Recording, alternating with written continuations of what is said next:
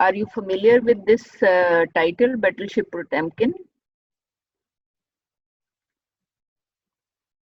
Anyone? Have you heard of this title before?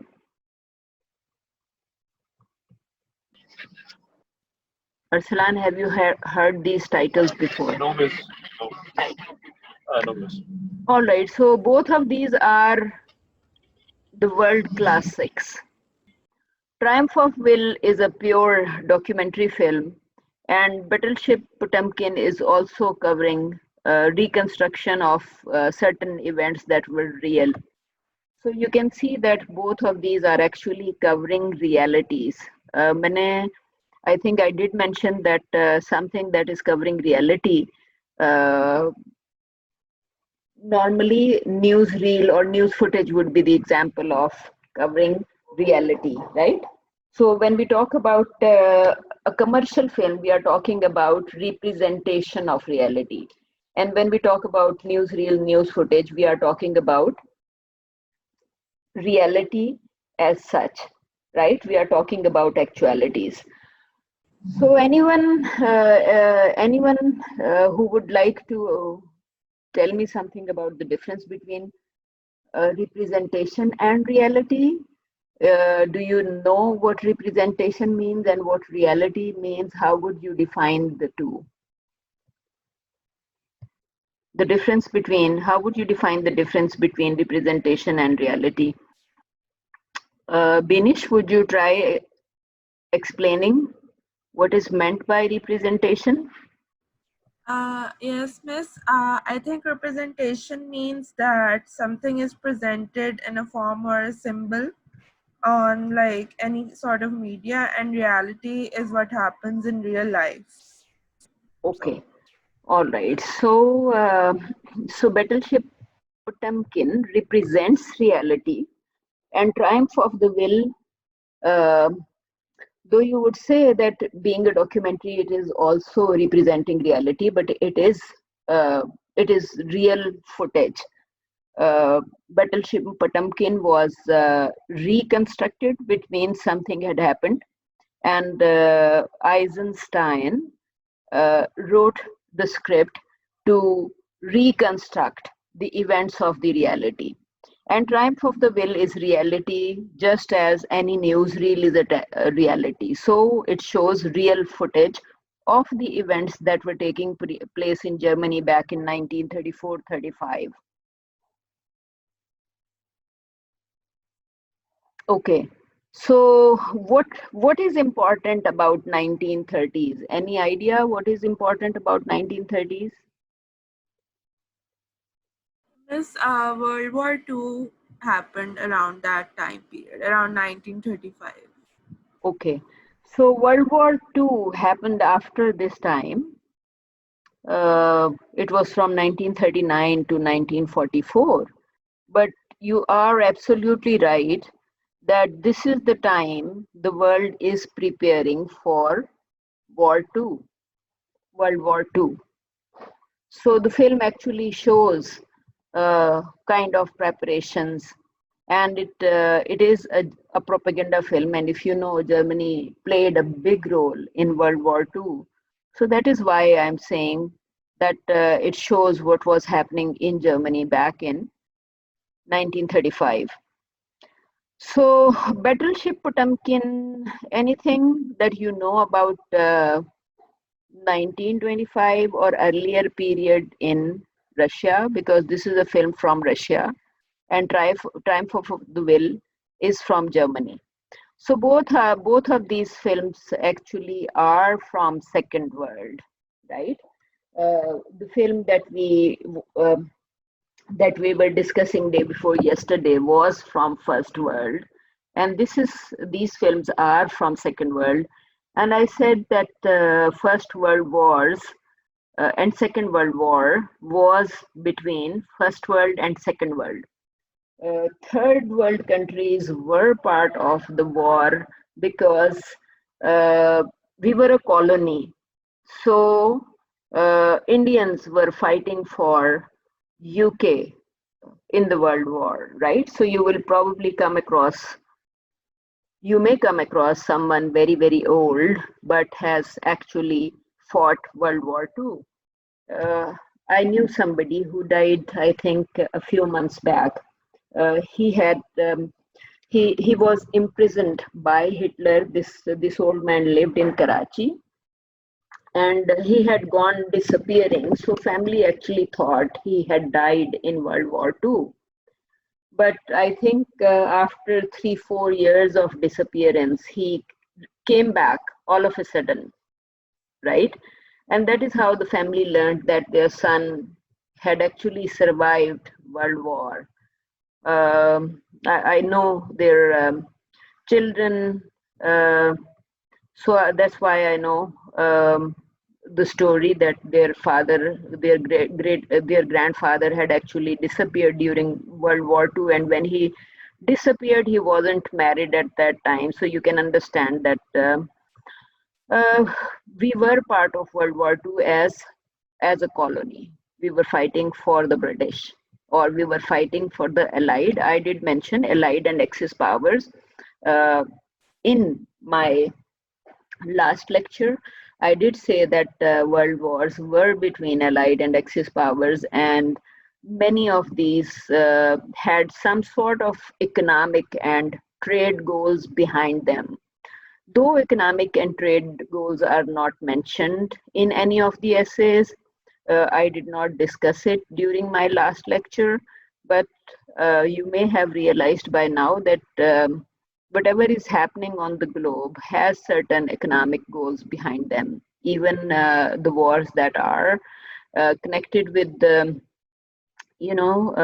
Gulf War, or the war in Iraq or Syria, all of these things, though most of the times we will be listening about terrorism, we would hear that some countries are attacking other countries because they assume that these countries are terrorists, right?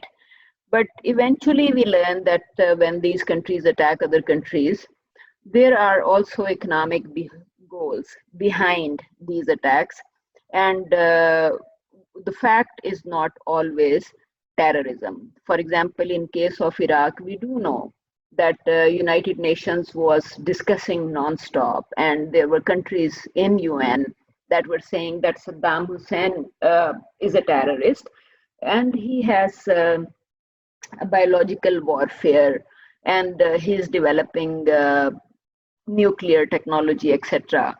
But when they attacked Iraq, even 2 years after, they had not found any proof of biological weapons or nuclear warfare in Iraq, and Iraq kept on saying that there was nothing there. So I am mentioning these because some of these films I mentioned earlier use original war footage. For instance, when we did not discuss another film, I'll show you an example of.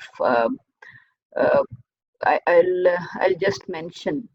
We can't go through it, but I can show that in Google Classroom I have posted a link to a series which is called Victory at Sea.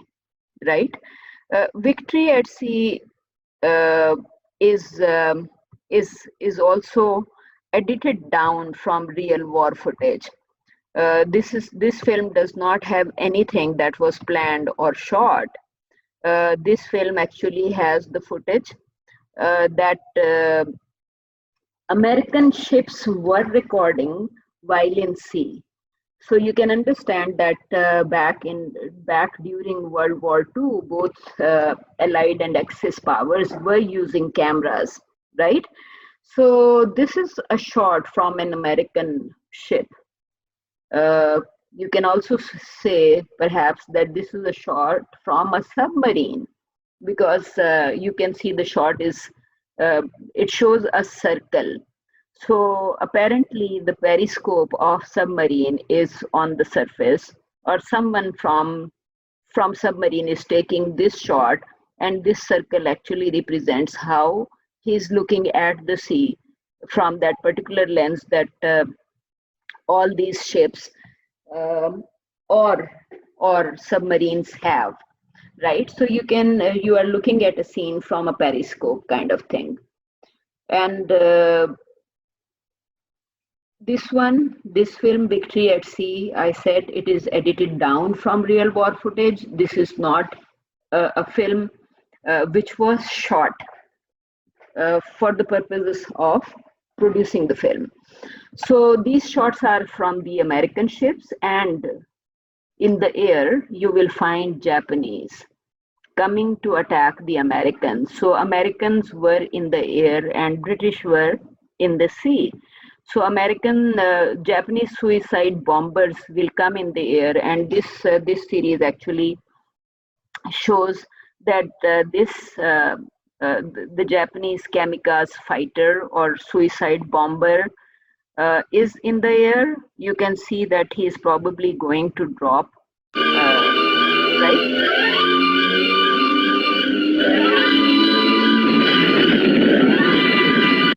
So you can understand that I just showed you the clips which were recorded by the American ship, and the enemy also recorded what it was doing. In this case, because this is an American film, so you would say that enemy is the Japanese. And I said that after this, this was the reality of the time, and Atomic Cafe is another reality that happened just after it. So this is World War II footage also, and I said that all of these planes, these choppers, and ships, they have cameras on them. So you can understand that the First World and Second World were quite advanced even during World War II, because they were recording original war footage. Japan or Axis powers lost the war, and that's how America got hold of all the footage. And you would find all this footage in American War Museum. And Americans actually edited this film. This is a series. It has, I think, at least 26 episodes. So you can understand that this series actually is showing 26 episodes or 26 real attacks on American ships or on America. And when Americans won the war, they used their own footage and the enemy's footage to edit this series. And this series was aired just before the Vietnam War. It was first aired in the at the start of Cold War era, and after that it was re-released in 1976, which means that it was aired twice when Americans were first entering Vietnam, and at the time when Americans were leaving Vietnam, and they greatly desired that people support what American government was doing. So this is a dramatized version, because Americans have edited these productions as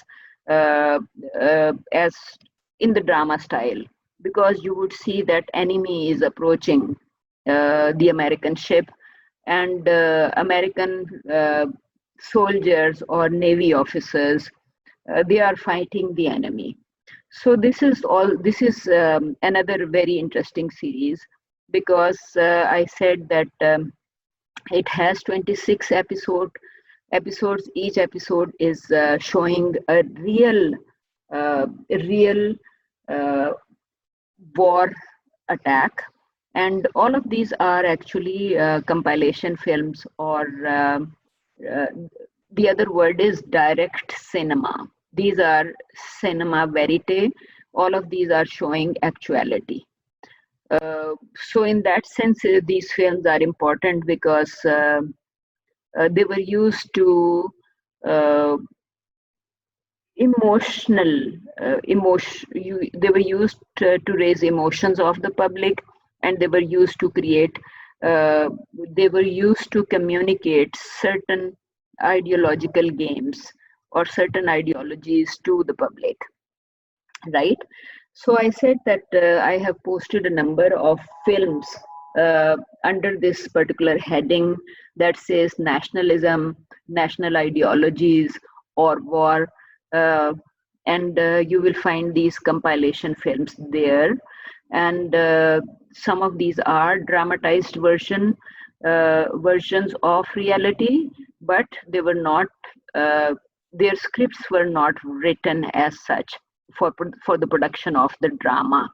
I said they contain real footage, so that is why we call them compilation film. And uh, by editing them in a certain style, or by presenting certain facts, not all the facts, the footage is manipulated, the meaning is manipulated, and the purpose is manipulated. So some of these or all of these become propaganda films, one way or the other, which also implies that if you are discussing these films, propaganda theory will apply. It says politics, propaganda, and film form. So the other titles that are used for this kind of films are political cinema, war cinema, propaganda films. So there are different types of headings that are used for discussion of such films. Battleship Potemkin actually reflects what was happening in Russia, because uh, you may have heard Tsar of Russia. Tsar was a dictator in Russia, and Battleship Potemkin actually is about a real uh, couple of real incidents. One was mutiny on the ship, and if you know, uh, you if even if you have not heard name of the film, you may have you may have watched some of its scenes in different classes, or your editing teacher may have mentioned this may have shown you some of the clips of the film, because these films are extremely important from editing point of view, because as I mentioned earlier, Eisenstein actually developed many of the editing techniques. He is the director, and if you know that many of these directors were also cinematographers, screenwriters, editors. So Eisenstein was actually doing a lot of things. Apart from that, he was also writing uh, what he had done in terms of editing the film. So he not only filmed these films, he not only directed these films, he also write editing theories. For instance, when we were discussing editing and montages, I did say that Eisenstein developed. I showed you a clip from here that says Eisenstein's editing techniques, and we discussed metric montage, intellectual montage, and rhythmic montage, and a few other montages. And I said that montage is a Russian word, right? And French use the word assembly. But as you realize that the word assembly is not that popular, the word montage is more popular. I will show you a scene from Battleship Potemkin. You would realize, or you may have seen this scene before.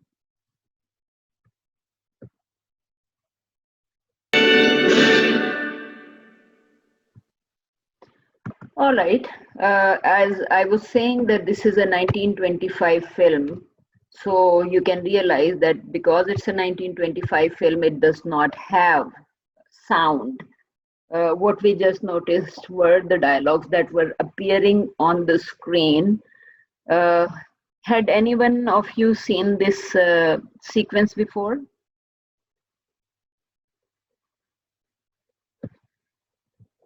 Anyone?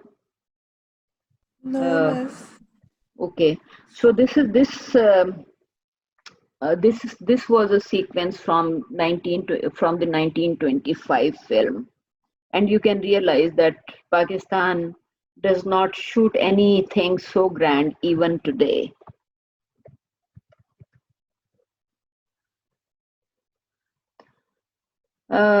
Mutiny, Battleship Potemkin. Let me show you another scene from this film. Did you think that do you like this scene? Is it well shot in terms of types of in terms of camera angles, in terms of lighting? I said this film represents reality. It is reconstructed it is reconstructed to show the mutiny and to show what happened on Odisha steps. So it is showing, it is representing real world events. This is another shot from another sequence from the same film. Okay, any idea what was happening here? Gee, any idea what was happening in the two scenes? The first showed what happened at Odisha steps, and the second shows what happened at the ship, and the ship's name was Battleship Potemkin. I said these are real events, and the film actually shows the mutiny. You may have noticed on the ship, the captain was ordering to kill the sailors who had refused to listen to him.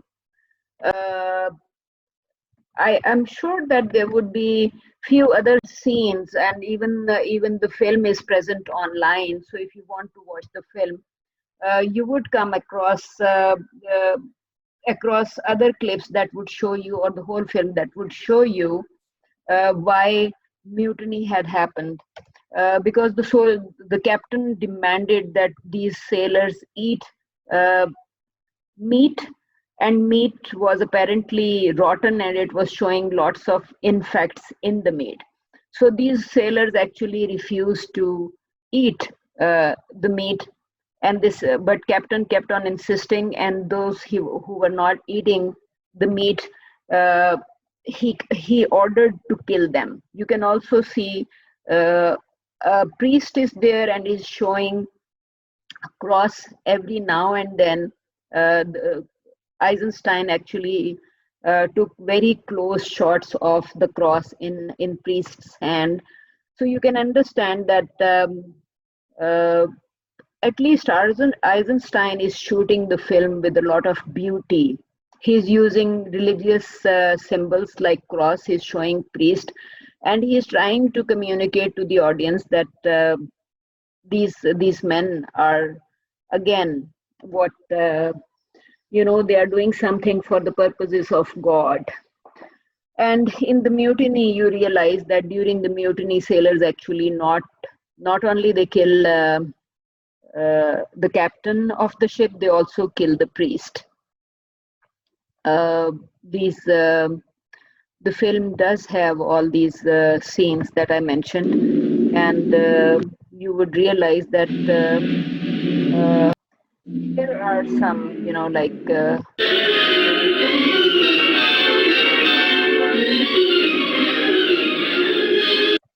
okay. So that's why I said that Battleship Potemkin actually reflects on real.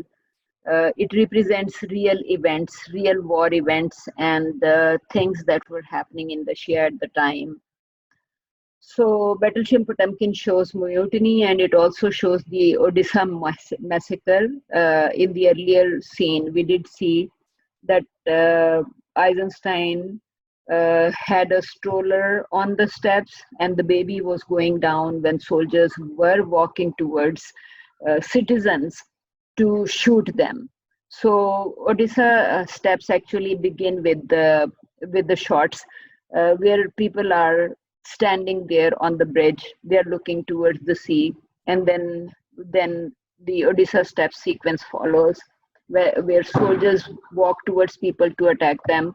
And you must have realized that Eisenstein not only not only he took shots of the soldiers, he also took shot of the women who were there at the Odisha steps, and he took shot of the children or the infant as well, right? So in terms of that's why I said that these Odisha steps shots show a lot of beauty that in terms of filmmaking, because Eisenstein is taking great care of lighting. You can see the light on this man's face, and you also see a bit of the backdrop here. So you can understand that he's very concerned about his compositions, about form, about shapes that appear here, which means shapes of the buildings and form of the persons, and different kind of the composition that he's using. So in terms of composition, he's showing close-ups, and then he's showing these white shots, and then he's showing the shots of this is from the Battleship Potemkin. So he's combining mutiny clips with the Odisha short clips, right? So here are some people, so these are the people who are attacked by soldiers in the very next shots. So you can understand that each one of these shots captures great ambience of not only the environment, but then again see that this woman is there with this little girl, and you can see the lighting on their faces. Lighting only enhances the beauty of the form, and the proportion of grays and proportion of black tones and white tones is again very beautiful, right? So here again another composition that just shows that he is shooting the film with the mastery of the form, mastery of composition, mastery of filmmaking techniques. Again, people who are lying on these steps, Odisha steps, while soldiers are moving and attacking these people. So you can see that people are running down the steps, and this is another woman running with a child in her hand. So he did not get just men for shooting Odisha massacre. He got people of all sorts of age groups for shooting the real massacre. So the massacre is reconstructed to show the original incident. This shot is taken from the back, and you can see that there is a person lying on the steps.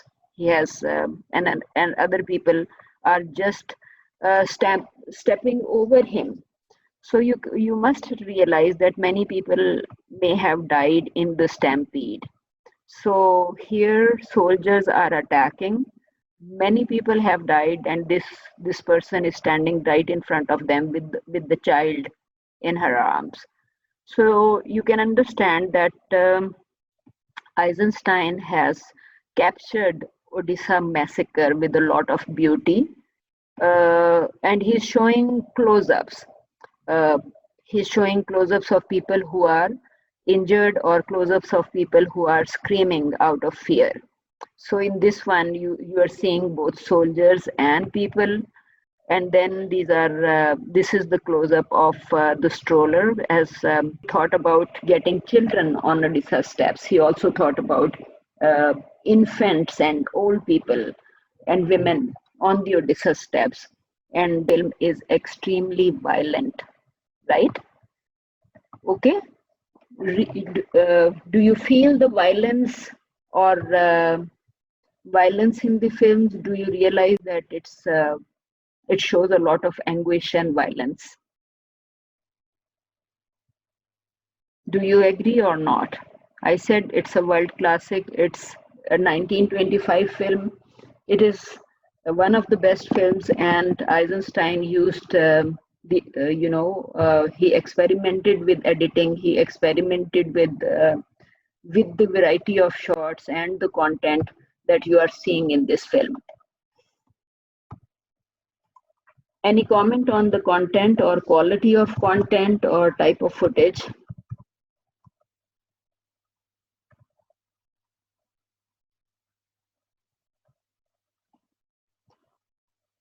No comments?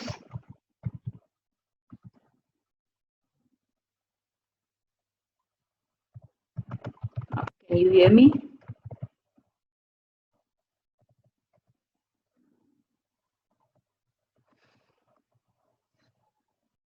Can you hear me? Yes, miss. Okay. As I said, this article is about two films. So let's see some clips of the other film before we start discussing the article. The other film is from Germany.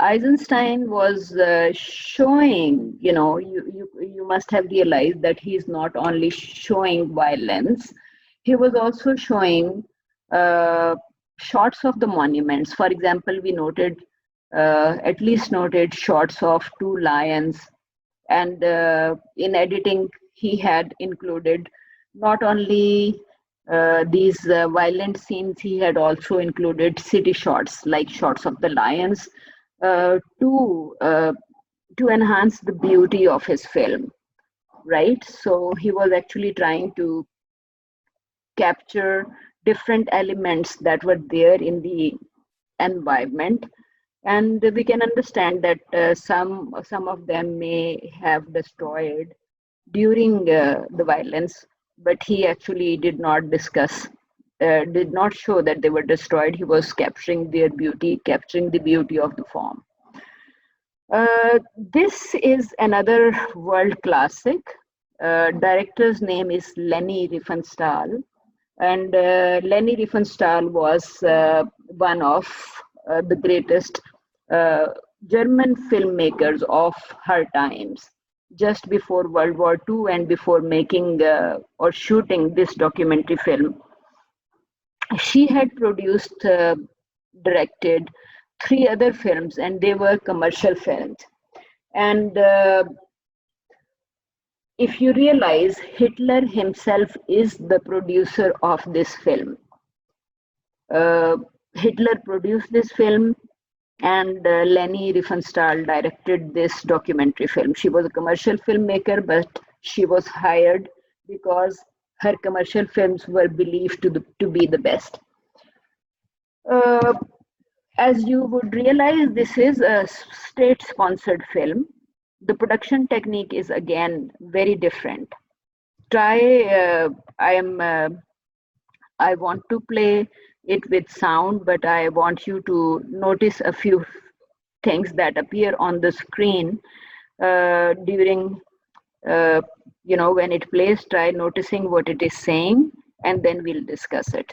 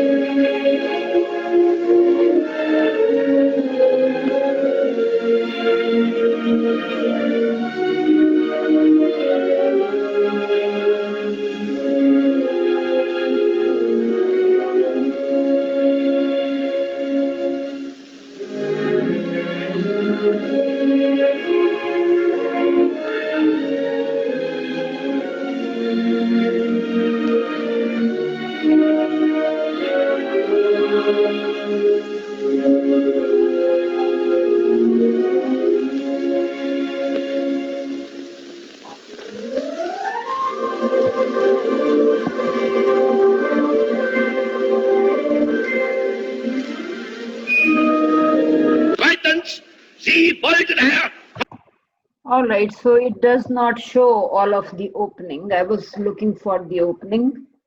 But you must have realized that the opening actually shows that Hitler is flying to Nuremberg. And jump down here to the corner. Right? It seems that someone has. This film was originally there, but it looks like they have removed the film because I think YouTube and Google are mostly American. This film was available online for a very long time. It has been there all these years. I tried opening something that says 1 hour 7 minutes or 1 hour 55 minutes, but somehow it seems they have removed it, right? So just try seeing what kind of images this film captures or shows. Here you are looking at a sculpture within the city, right? Here you are looking at another sculpture within Nuremberg.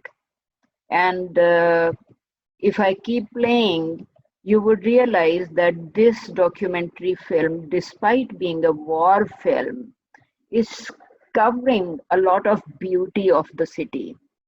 The opening shot that we were seeing earlier was also very beautifully shot. You know, we noticed that Hitler was flying in a tri-motor plane to the city, and it was, we looked at clouds. The film actually also showed. Film also showed a number of clips, for example, of a cat, of people laughing, women carrying their babies or shaking hands with Hitler, right?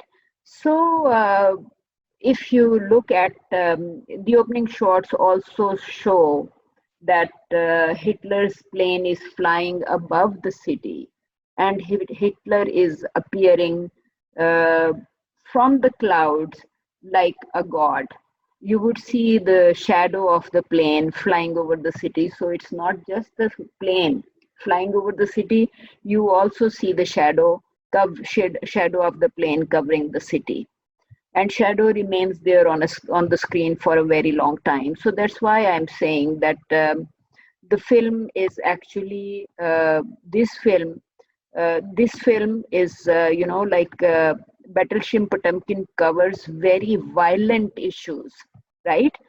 As opposed to Battleship Potemkin, Triumph of the Will shows lyrical imagery. It's a war film, but it shows beauty all around Germany, right? It shows soldiers preparing for the war, and it shows images of this kind of eagle.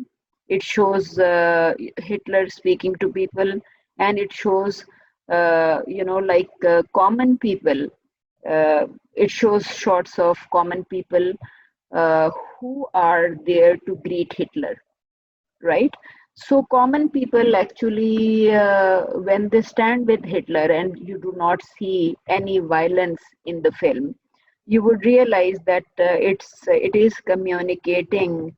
It is communicating not exactly the war message. It does show unison of German public. They stand with their soldiers. They stand with Hitler, and they just are there to support Hitler in whatever he's doing. Here you can notice the shadow, right? You can see that when the tri-motor plane, when it crosses the city, you can actually see the shadow of the plane going over the city. Can you see?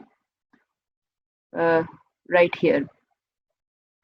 So Hitler, this gives the impression that Hitler appears like a mythological figure. Here you can see that soldiers are walking through the city, and Hitler is coming to the city, and you can see that people are standing there waiting for him. Uh, None of the shots shows any kind of chaos. That's why I said that this imagery is lyrical.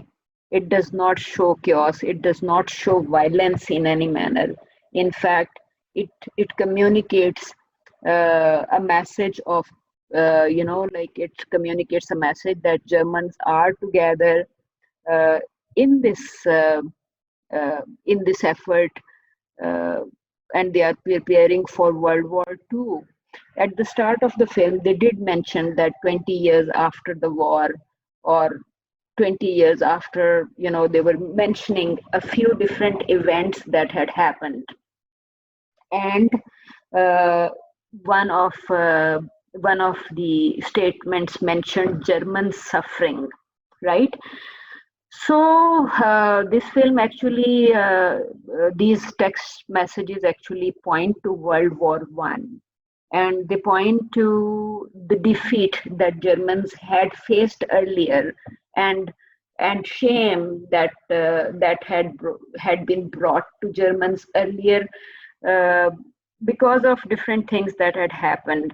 So Germans were actually showing, or they are showing, that they are ready to recover from their suffering, and they will rise above whatever shame had come to them earlier during the World War or after, right? For instance, if there is problem between Pakistan and India, so Pakistan and India will end up signing certain treaties, etc. Right? So we can understand that when Axis powers lost the war, they were in a situation that they had to agree with, or they had to sign agreements that the victor wanted them to sign. So it just says here that Battleship Potemkin and Triumph of the Will are reflecting on real world events. Both the films are showing that they are considered propaganda films, and which means that filmmaking as a technique is used by the state or authoritarian regimes. And these are important because the world had realized the importance of media since very start. So at the start, when television technology was not there, uh, these uh, these governments were actually using the film to they were using films as propaganda tools, and they were using films to communicate their messages to the viewers. Both the films they show different kind of war energy. I said the first one is very violent because Eisenstein is capturing the violence and mutiny and Odessa massacre incident with a lot of beauty. Both the films point to certain type of dialectic, and I mentioned that dialectic is a kind of again, it's a kind of editing technique, because when we were discussing editing techniques, I said that one shot, when placed against another, uh, creates a new meaning. So dialectic is by placing these different shots together. A certain type of dialectic is created, certain types of meanings are created, in which one shot becomes uh, uh, antithesis of the thesis. If two shots are put together, the first one makes a statement which would be called a thesis statement, and the second shot would counter the meaning of the first one. So which means that these two shots together have a new meaning, and the first shot gives a thesis statement, and the second shot gives the antithesis of the first one. For instance, when we were looking here, for example, this shot makes a thesis statement: the stroller is going down. You can realize that there is a lot of danger, right? So this is the thesis statement, because in terms of film language, I said every shot is a sentence. So right now, if we look at this shot, the statement would be that the stroller is falling down the steps on its own and there is an infant inside the stroller. So we can realize the danger. So this is the first sentence, and this one, the next sentence, that this man is probably looking at the crisis, he's probably seeing that stroller is going down. So first one is it makes a thesis statement, and the second one makes the antithesis statement, right? And together we can understand that uh, the synthesis of the two would be that this child would perhaps not survive. Nobody is there to stop him. We notice that the man moved his head from left to right because he can't do anything. And these shots, shots of the people, some of whom may already be dead. And okay, so the last two shots were also making some kind of statement. So each shot is a sentence in terms of editing, and each shot has a meaning. So the first shot would make a thesis statement, and the second shot would make an antithesis statement, and together the two will create the two will create a third meaning that will be called synthesis. Like synthesized meaning of the two shots is created when the meaning of the first is put against the meaning of the other. So thesis against antithesis creates a third meaning, which would be the synthesis. And that synthesized meaning, because there will be a third shot after the second shot, so the synthesized meaning will actually take form of a new thesis statement, right? And the fourth shot will be antithesis of the new thesis statement made by the third one, right? New thesis statement made by the first two shots. So the synthesized meaning becomes thesis, and the third is again antithesis, and thesis and antithesis together create a new meaning, and new synthesized meaning again becomes thesis, and it goes on. Let me try showing you an image to explain this.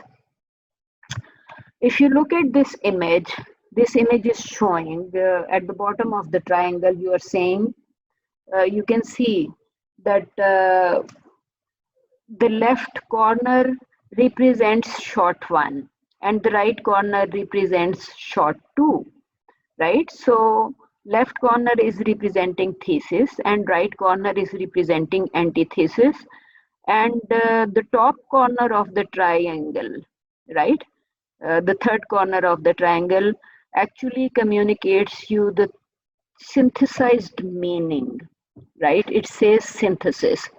So this synthesis becomes the thesis statement, and you can see all these triangles are representing thesis and antithesis statements and their synthesized meaning on the top. And I said that this synthesized meaning becomes thesis of the next one. So in case of this sequence that we watched from the film Battleship Potemkin, we can see that the action is increasing as the thesis and antithesis is strengthened, right? So we can see that this is building up. Synthesis and antithesis and antithesis creates a synthesized meaning that keeps on developing as we keep on adding new shots to the sequence. So Battleship Potemkin is actually representing a lot of violence, and this is from Battleship Potemkin, right? So it shows, for instance, the soldiers advance from the top of the steps, from the top of the Odisha steps. That was shot 1. And shot 2 is of a woman who is screaming in shot. So, which means that the soldier's shot is the thesis, makes a thesis statement, and the woman's scream makes the antithesis statement. And synthesized meaning is recognition of oppression, which means soldiers uh, who are representing the state, who are representing Tsar of Russia, are there to oppress people of Russia, right? So that's why it says the soldiers advance is the first thesis statement, woman screams is the antithesis statement, recognition of oppression is the synthesized meaning. This synthesized meaning is the thesis statement for the next one. So the next triangle is showing recognition of oppression as the thesis statement, and a new shot, the fight of the masses uh, down down the steps, right? So masses are fighting these soldiers. So thesis, antithesis, and suppression of the revolt of the masses, because soldiers are attacking the masses. They are trying to suppress the revolt. I said the ship scenes were showing mutiny against what captain was saying, what the priest was saying. He had even ordered to kill men and had covered them with a big piece of cloth or big sheet. And when he ordered to kill them or murder them because they were not listening to his orders, somebody shouted to and asked, "Who are you shooting? You are shooting your own people, and you must have realized that the ship scenes were actually showing that showing mutiny, and people had refused to accept the orders, right?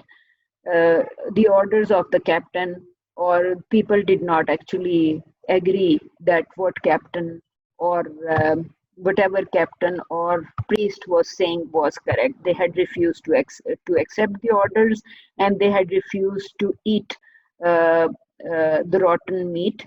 They had refused to eat the meat with lots of maggots in the meat.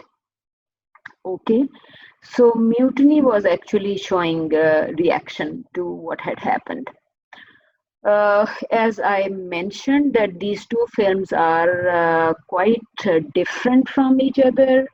The first one, Battleship Potemkin, shows a lot of violence, uh, and the second one shows festivity. It shows medieval art forms, medieval architecture, medieval sculptures, a normal cat on the street. It shows birds, it shows any other thing. So that's why I'm saying that the second film is presenting festivity and a lot of lyrical imagery. And both are war films. So you can understand that these two contradict each other so strongly that they both of them become world classics, and and they are most important films not only in film history, but they are recognized for the propaganda that they are creating. It says that the article actually says that propaganda plays with fragments of truth. Propaganda does not show the whole truth. So, if we see the whole city or the whole nation standing by Hitler, uh, that may not be the whole truth of German society or German people around that time, which also means that there were, for example, Jews in Germany around that time, right? And the film did not capture anything uh, that reflects on the situations of Jews in the era. The film is showing lots of festivity around the city. So naturally, it is showing that everyone in the city is standing by Hitler. People and German army stand in unison. They prepare for World War II. That's why I'm saying that it says that propaganda actually plays with specific fragments of truth, right? So specific fragments of truth, it becomes very important fact in case of production of Triumph of the Will, because I said that Hitler is the producer of this film, and it's a state sponsored film. It shows nothing but reality. There isn't one scene that you can say is shot to cheat, right? For example, cheating within film is acceptable in the sense that filmmakers take shots that are sometimes not on real location. For example, they can create the set of a building or interior of a house in on the and shoot in the studio instead of real house, and still can claim that they are representing reality. But this particular film does not have any shot that you can say is captured to cheat. Every shot is real. Every shot that you have seen in the film, Triumph of the Will, is real. It is representing the reality of Germany in 1930s, right? That was the second film that I said the Triumph of the Will is actually showing the reality of Germany during 1930s. There isn't even one shot which is not real, which is not verite, which is not actuality, which is not showing the actuality. So every shot actually shows the actuality.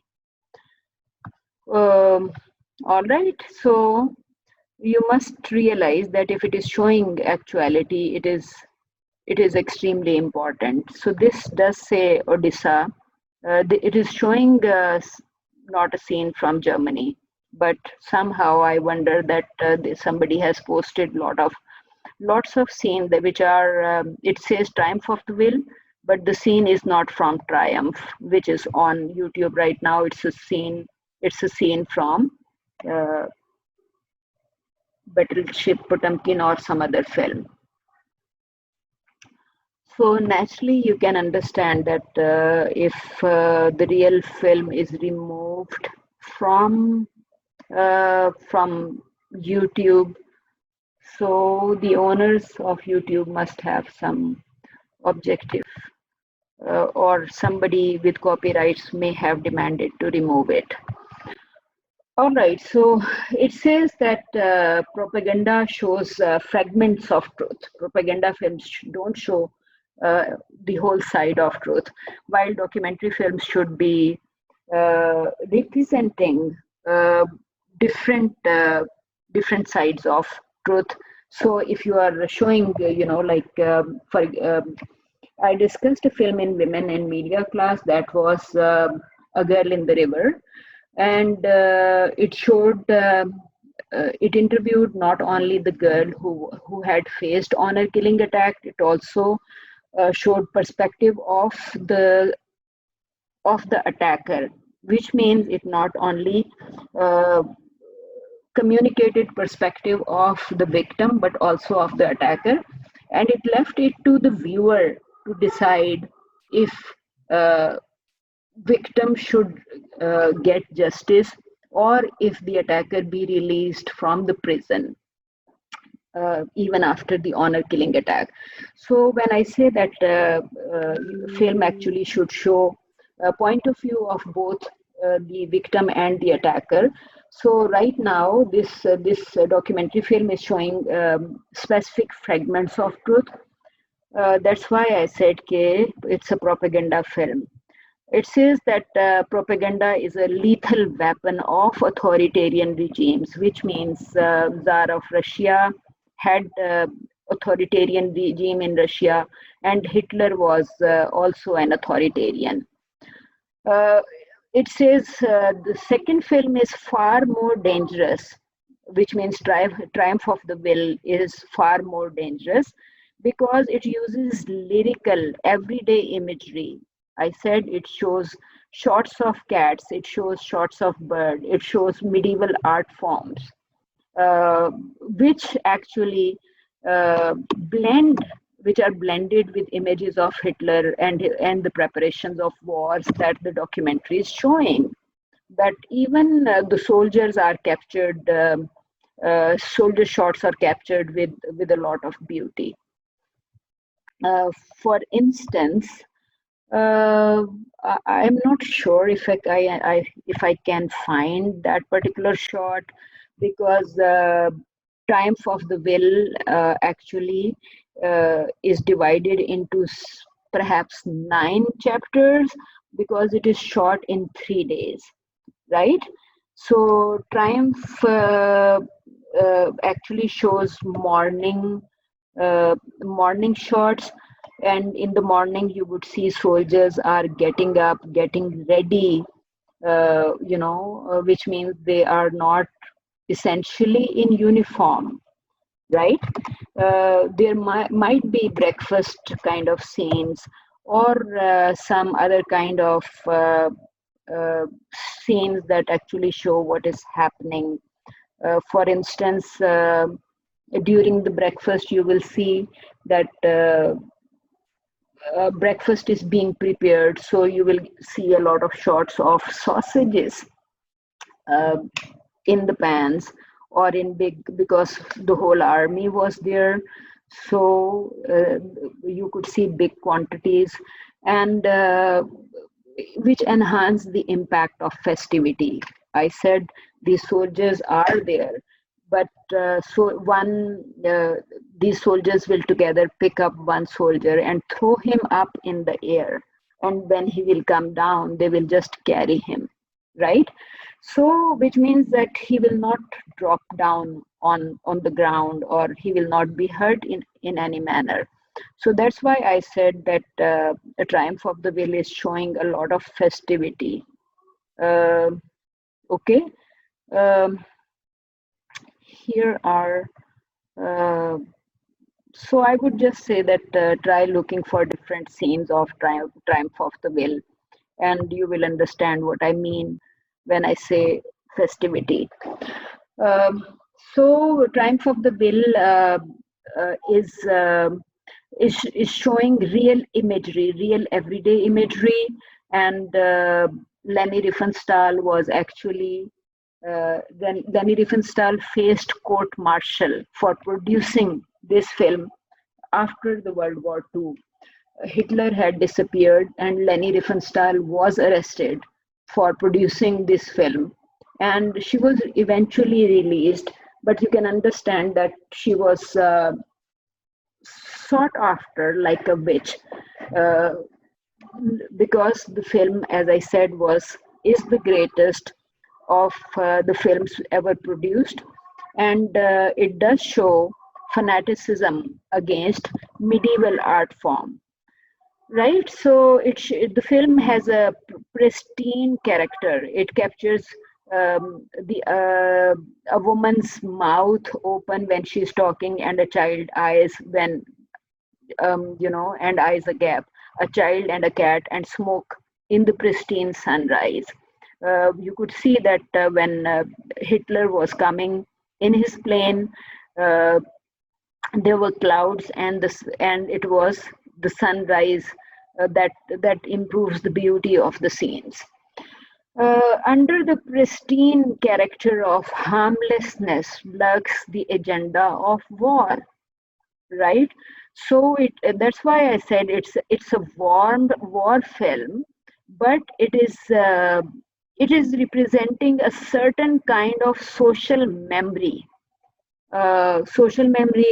that Hitler and Germans are together when they are preparing to fight World War II against the rest of the world, right? So it just says that it has an agenda to effectively control the social memory.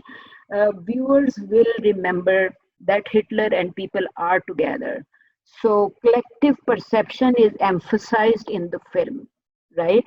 I said film is showing fanaticism, but it is showing fanaticism against the medieval art forms. and that is what makes it lyrical.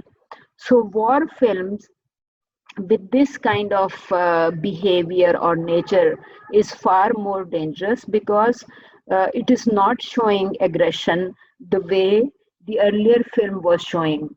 Eisenstein's film is a masterpiece because he emphasized the beauty of form, lighting, camera, and editing is all excellent. And Eisenstein has created his film with a painter's eye.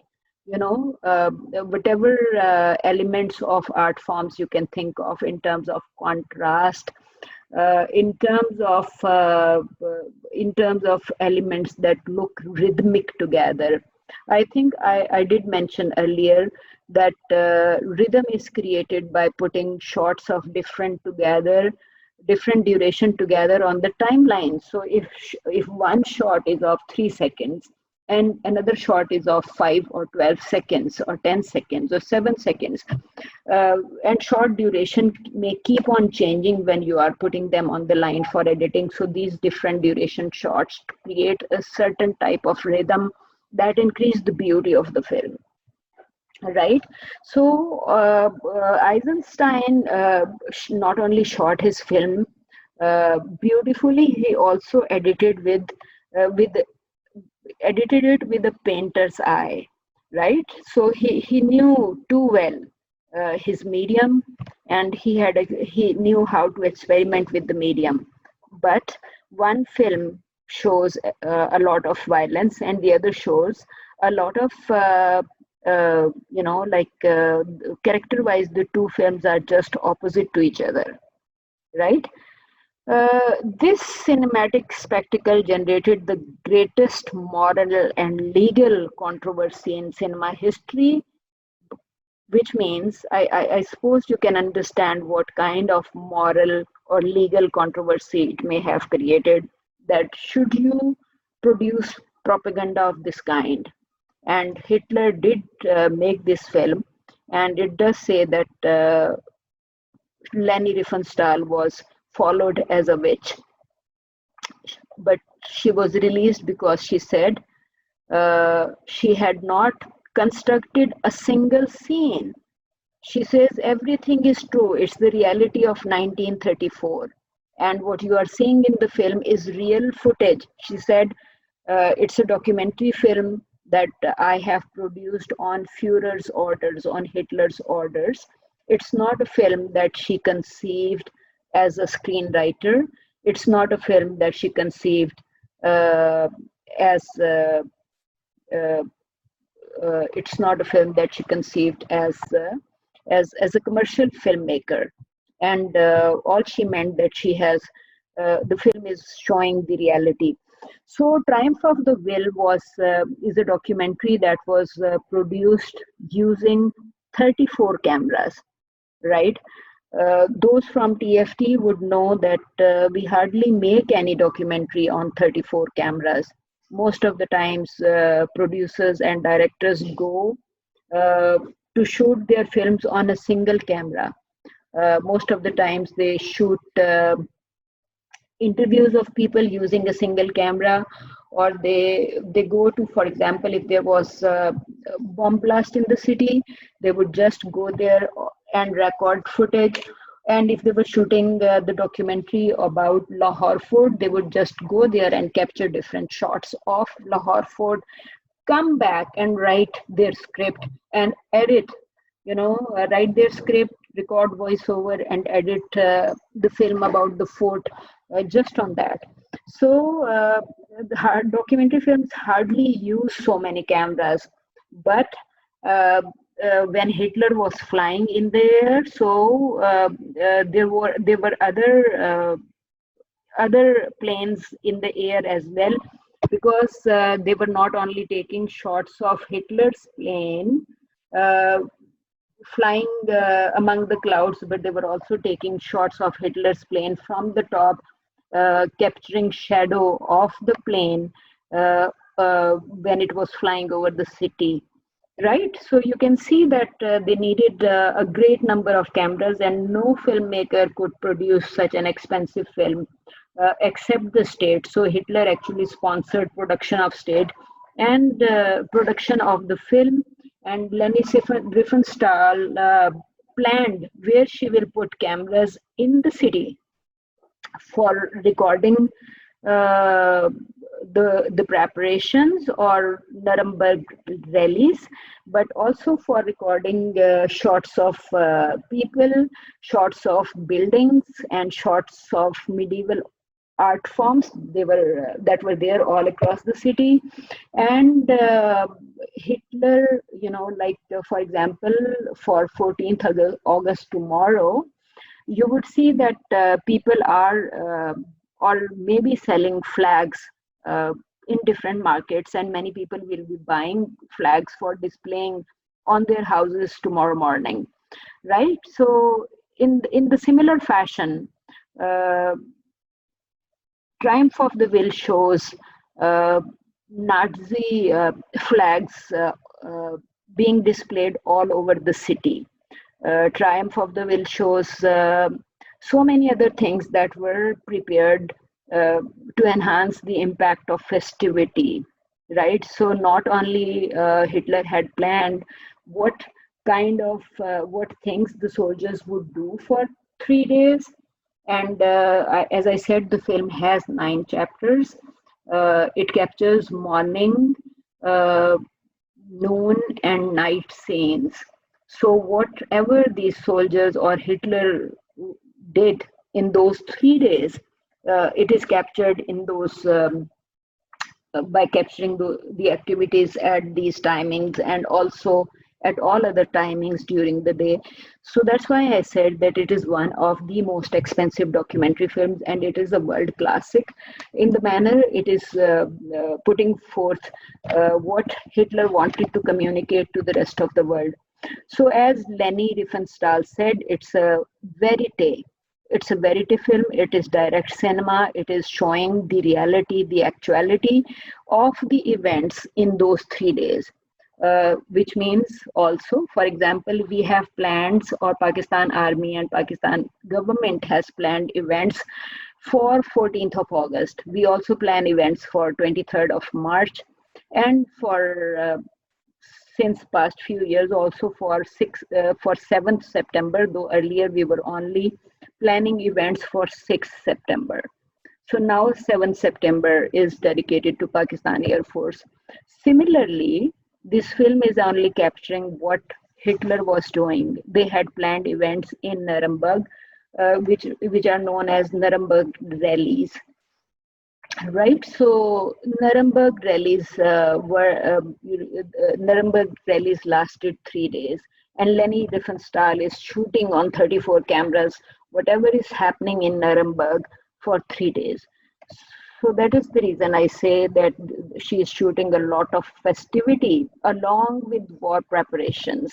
She is shooting the imagery, which means flags with German logos, German or Nazi images that are produced, that are put all across the city. And Leni Riefenstahl offers a great journey through the history along with a peep into the mastermind that details the pre-production, post-production, and production of this film. So I said that she's shooting historical events, but she's shooting historical events on 34 cameras. This is a documentary film which was planned 100% in minute details before shooting. And many times documentary filmmakers do not plan the details of production like this. Sometimes they go out with just the pre-shoot script, ask people some questions, gather some footage, come back and edit. And then before editing, they prepare a post-shoot script. So documentary filmmakers are often working with pre and post-shoot scripts, but Leni Riefenstahl apparently is not working with pre and post-shoot script. She has planned everything beforehand. She knows what she's capturing, why she's capturing, and why she would be showing what she needs to show. So she has of course, captured the reality. She has captured historical events. She has not constructed any scene in the film.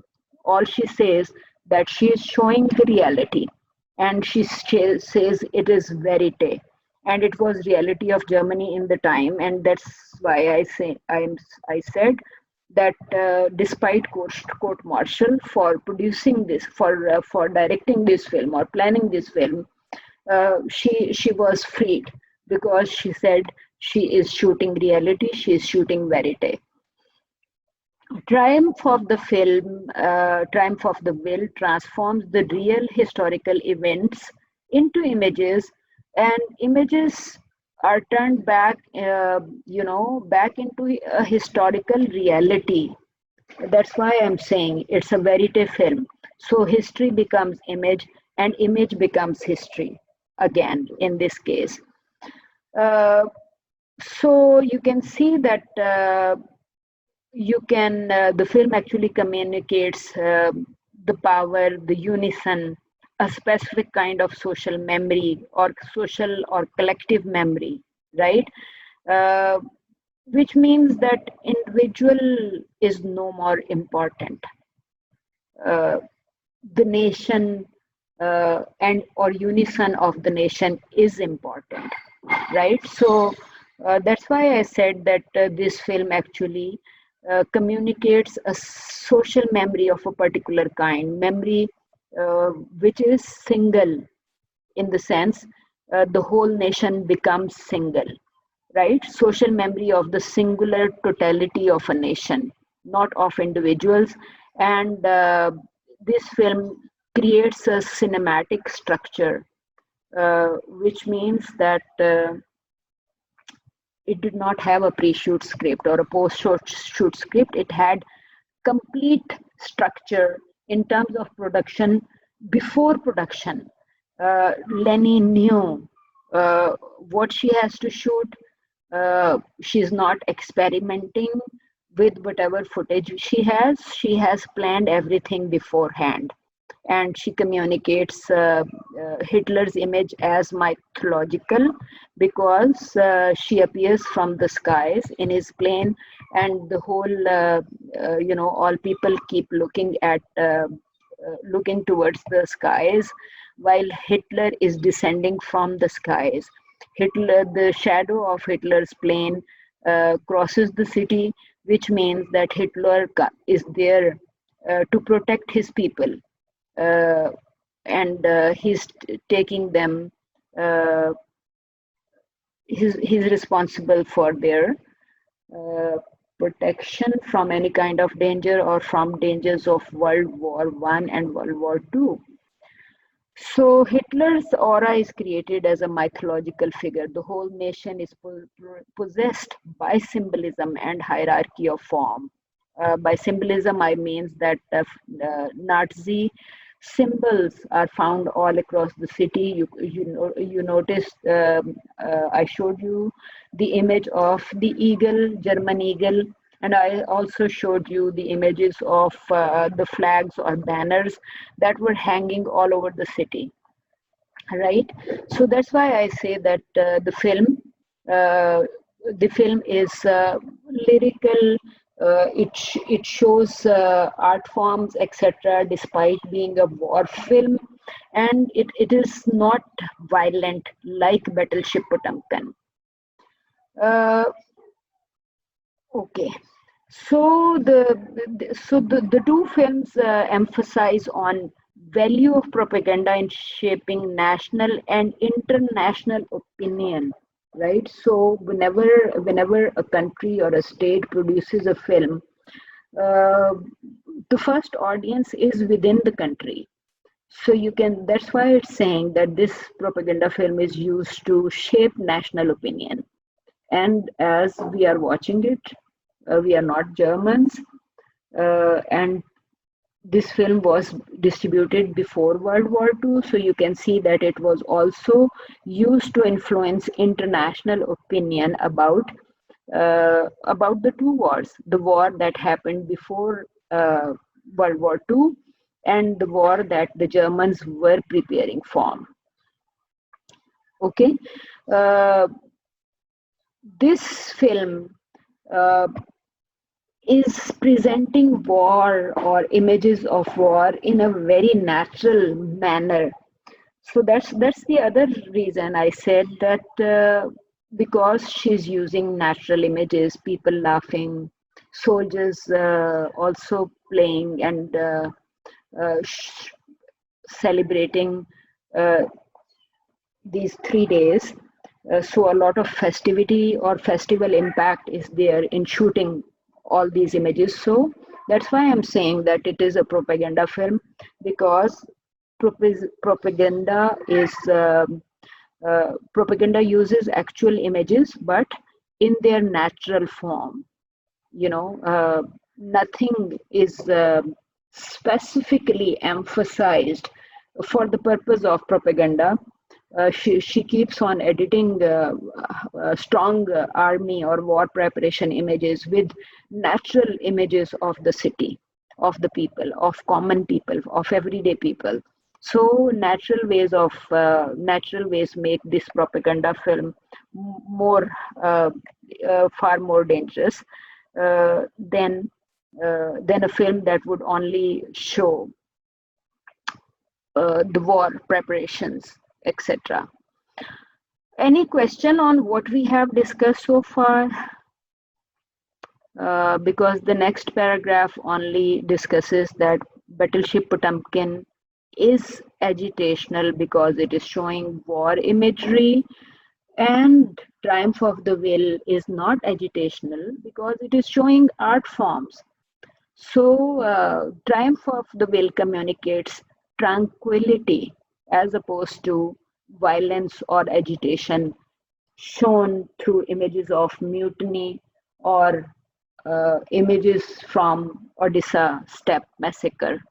Any question what I have said about the content of two films? I said one shows a lot of violence and the other shows a lot of beauty and festivity. So one is agitational and the other uh, communicates tranquility. So it becomes important that to understand that these are both of these are classics, but they are just opposites, and both of these are from World War II. From They are from the Second World.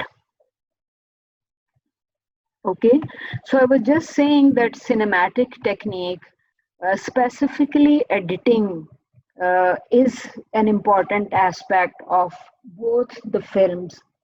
Eisenstein composed every single frame of Battleship Potemkin with the painter's eye, and he emphasized on distribution of light, mass, and geometric design. I said you could see a close up of a man with beautiful lighting on his face and out of focus image of the building in his backdrop.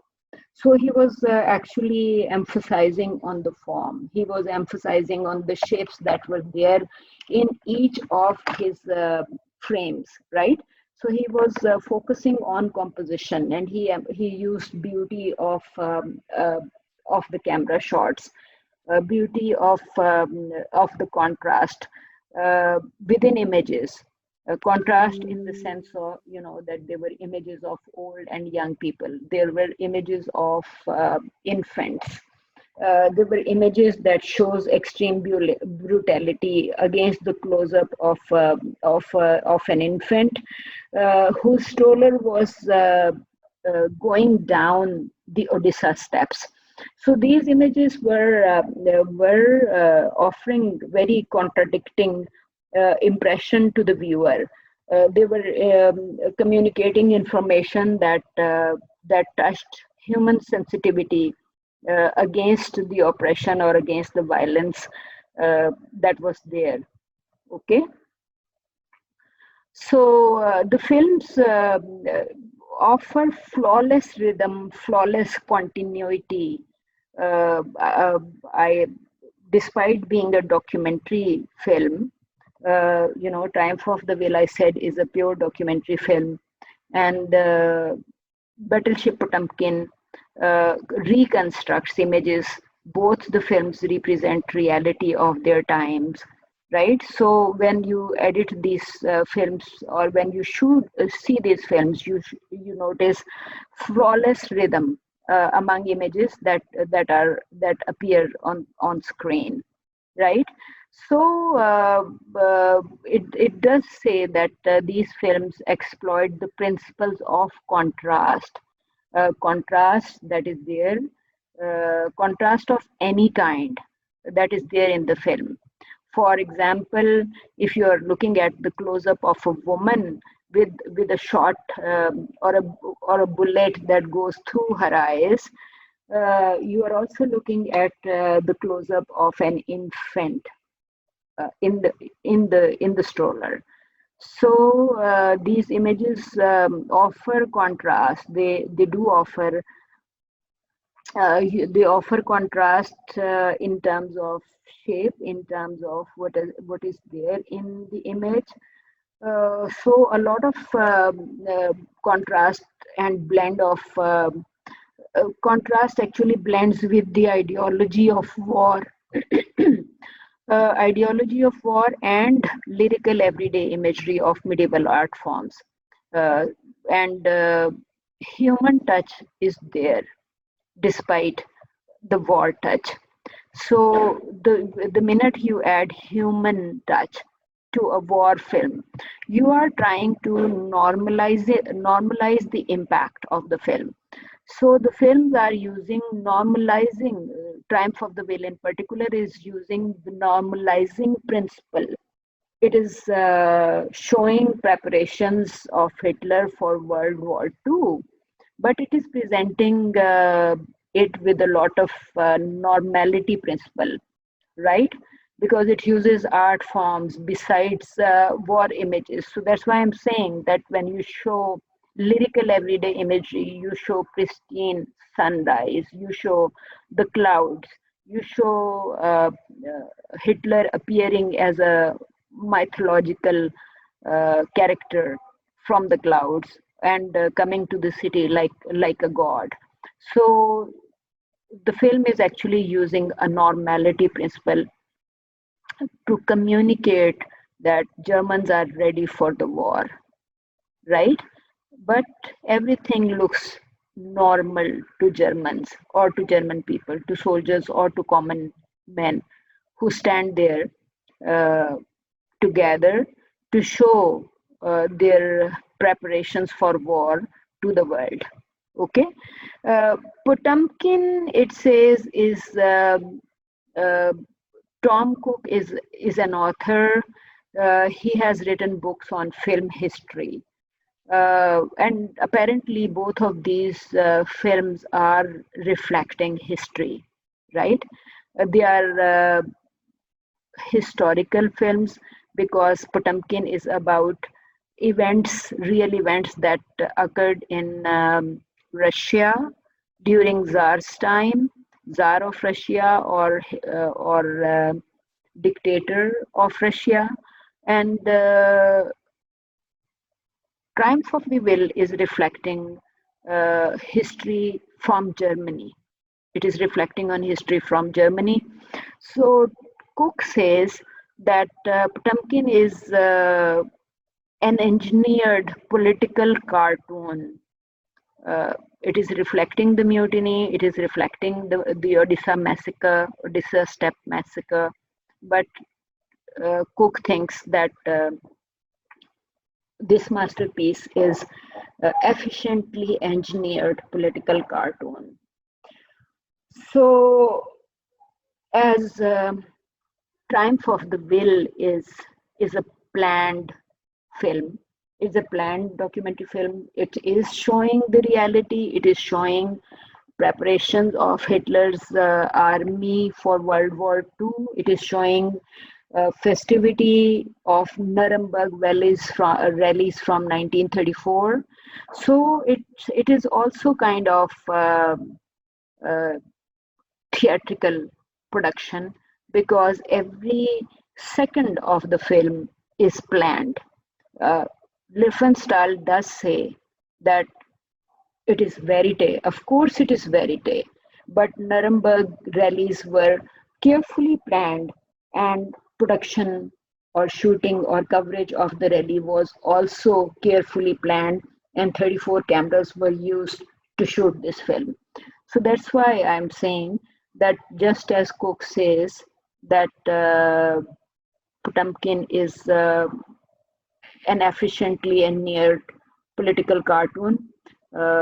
Triumph of the Will also represents a theatrical kind of production. Both films are communicating with a lot of accuracy what happened. The accuracy of Odessa massacre or mutiny at Battleship Potemkin, and accuracy and details of Nuremberg events and rallies. Okay, so Nuremberg is actually the name of the city in Germany, where Hitler had planned these 3 days events.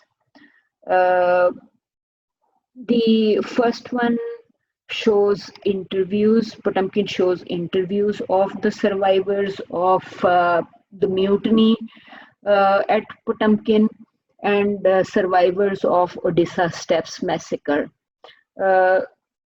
Riefenstahl shows not the interviews of the people, but speeches of Nazi leaders in Triumph of the Will, right? So both of these are using either interviews or speeches of the leadership within the film, apart from the other content that covers the rallies or the mutiny or the massacre.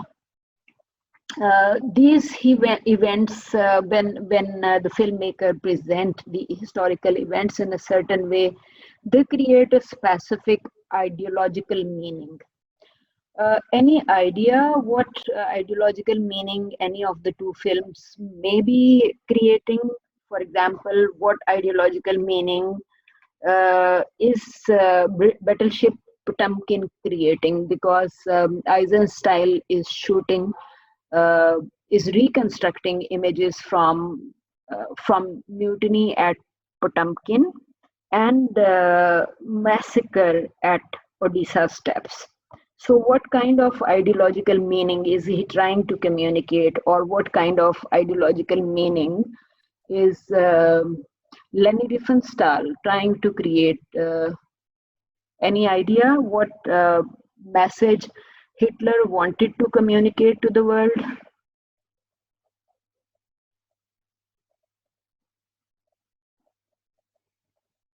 No idea, Arslan?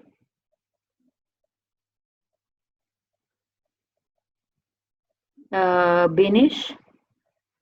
What kind of ideology would be behind the production of any of the 2 films? Unless you say something, I think I wouldn't know if you understand what I'm trying to discuss.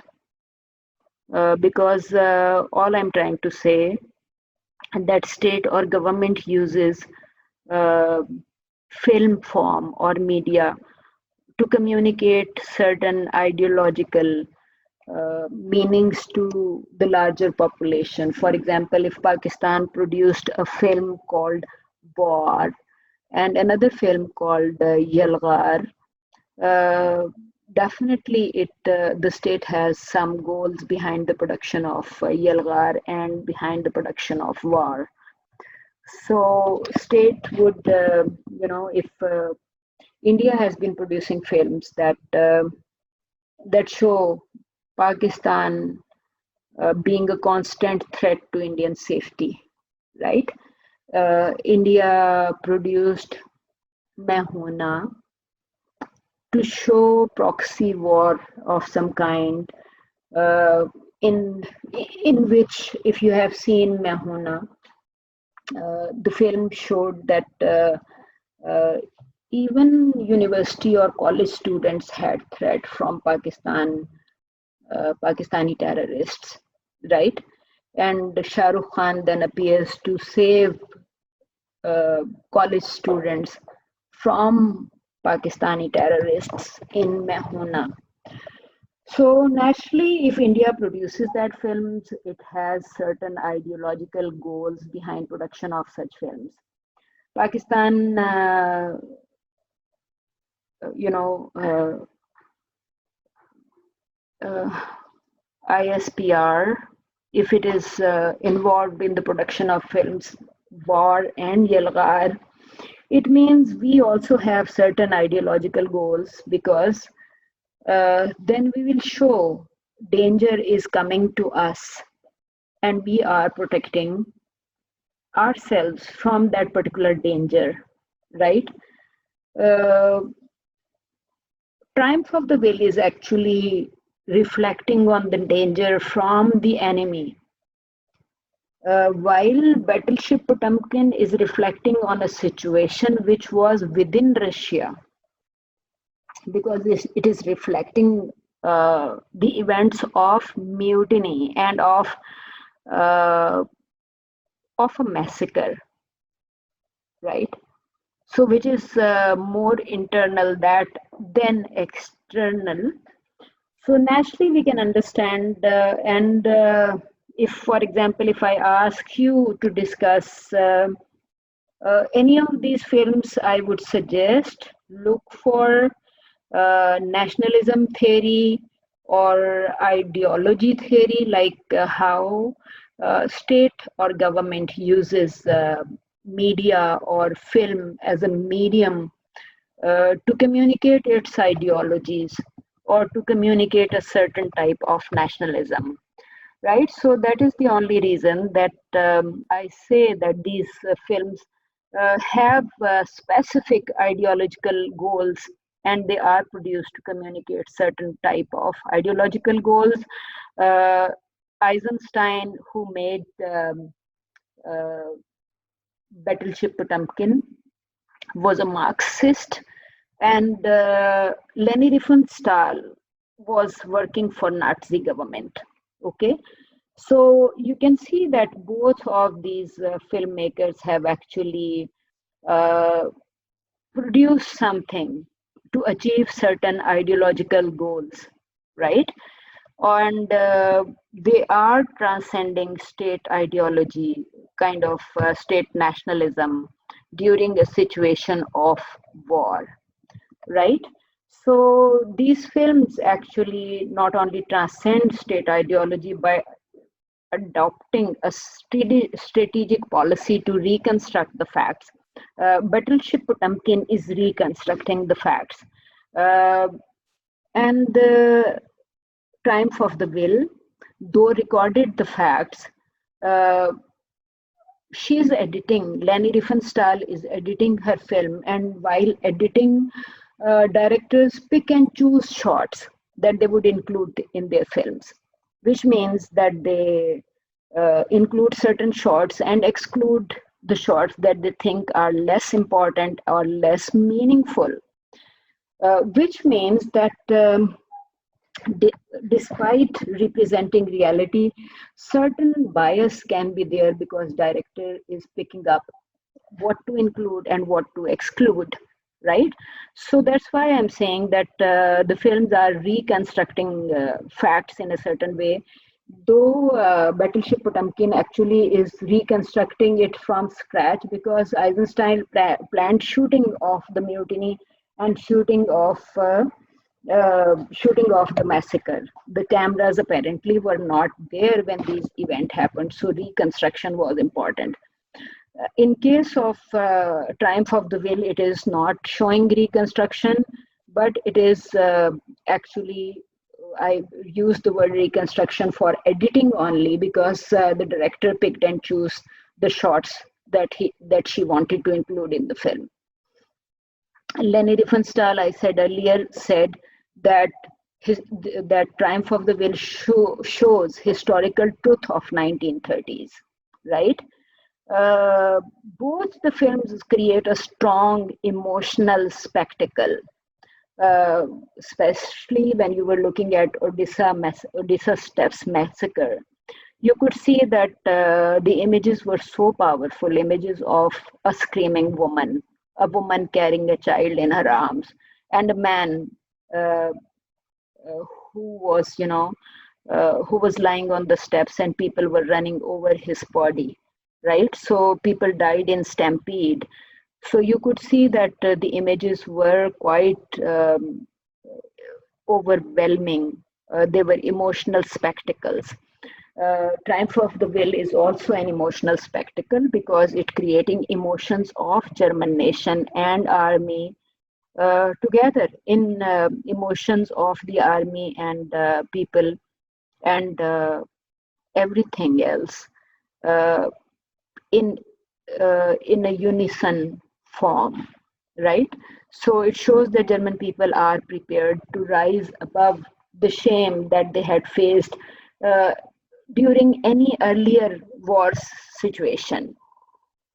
Uh, Riefenstahl actually creates slow speed mystical rhythm. I said rhythm is in created through uh, editing shots of different duration together.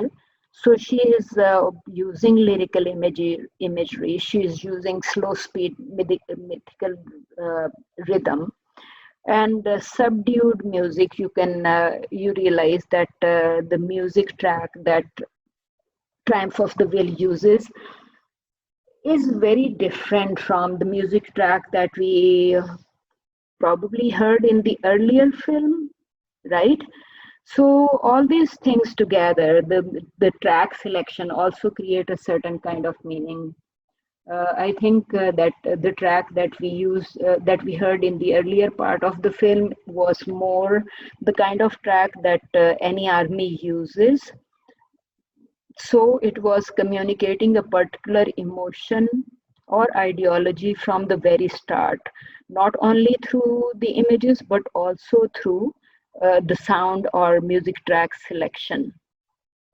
Uh, the Triumph of the Will shows that Hitler is ready to rebuild Germany under his wings. I said he's flying in a trimotor plane.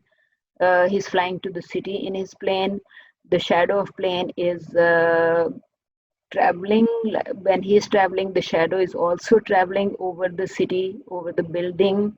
So it just communicates a message that Hitler is rebuilding Germany under his wings as the shadow of his lone trimotor plane touches the city. The shadow of German eagle becomes the focal point as the whole ancient city breathlessly peers uh, at the lone plane. His, this is just one plane that is uh, coming or flying over the city, and Hitler is coming to see his people. Hitler is the savior. So the city people or the whole nation gazes at him as the savior, right?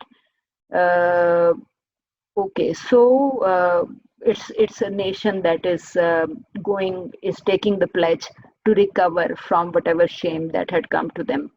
When Hitler comes, people scream "Hail Hitler!" Sage Hitler. It just says that they are committed to the goals that the state has. That's why I'm saying that unison is important at this point. State ideology is that public supports the state for whatever goals it has.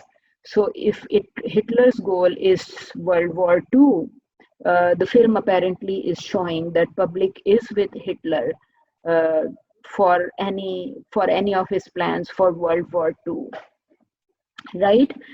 So it just says that the visual narrative of the film is very strong. Visual narrative of the film is very lyrical, and film is Riefenstahl is taking certain shots from Hitler's point of view because Hitler is reviewing the parade. He's reviewing soldiers who stand there together holding their guns, and soldiers parade in a certain style. So Hitler is reviewing the parade, and next shot cuts to the soldiers' point of view. They are looking at Hitler. So, from Hitler's point of view, we see the soldiers. From Hitler's point of view, we see a woman. From Hitler's point of view, we see a child. And from the woman's point of view, we see Hitler speaking to the child, or Hitler shaking hand with a woman who is very happy to look at Hitler, right? So I'm saying that the film has a very powerful visual narrative. That visual narrative actually communicates the unison or social memory of German nation, or collective memory of German nation who were together at least in 1935. Uh, if you realize that today, if you speak to uh, what happened to Jews, speak to any German about what happened to Jews in Germany, uh, many call it Black history of German nation, right? But this film is not reflecting on Black history. This film is only showing unison of German nation. And I would assume that my British teacher had used uh, the words Black history of German nation. So I can understand that it is UK's point of view against the history of German nation, because I said my British teacher said that it was Black history. But the film is not reflecting Black history as such. It is reflecting the unison of German people. And compared to the turbulence of men and maggots in Battleship Potemkin, men and maggots, you can write men and maggots on YouTube and you will see that clip. I showed you that clip in which the captain was demanding from sailors to eat meat with maggots. He said, you can wash it, they are just worms, you can wash and eat the meat. And mutiny actually happened because sailors refused to eat the meat with the maggots in it, right? So, uh, Battleship Potemkin actually shows men and maggots kind of images, or Odessa Steppe massacre kind of images, while Triumph of the Will shows just peace and serenity. Peace and serenity has war message behind the scene. Images do not show the war, images only show army preparing for World War II, but with a lot of festivity. So, Triumph of the Will shows war preparations with a lot of festivity, with peaceful images of art forms, medieval art forms, peaceful images of everyday men, women, and children who are standing there with Hitler while he is reviewing the parade. So people are also reviewing the parade, just as people are invited to review parade on 23rd March or 14th of August. So if we can review parades of our government, tribe, of our army, this film is actually showing that people are standing besides Hitler to review the parade of German army, right? So that's why I'm saying that the production style is lyrical. It's uh, since 1935, 85 years have passed, and there is no other replica uh, that is as powerful as is Triumph of the Will in terms of lyrical imagery, in terms of pristine sunshine, in terms of children shaking hands with Hitler or women shaking hands with Hitler, and Hitler showing his love for children who the mothers are carrying at this place in Nuremberg back in 1935. Okay, so Hitler is committing to war by showing this film several low-angle shots of Nazi symbols. I said flags are, flags are displayed all around the cities. Those flags show Nazi icons. They also show Nazi or German eagle on them. So all these images actually prioritize that war is most important in the life of the masses.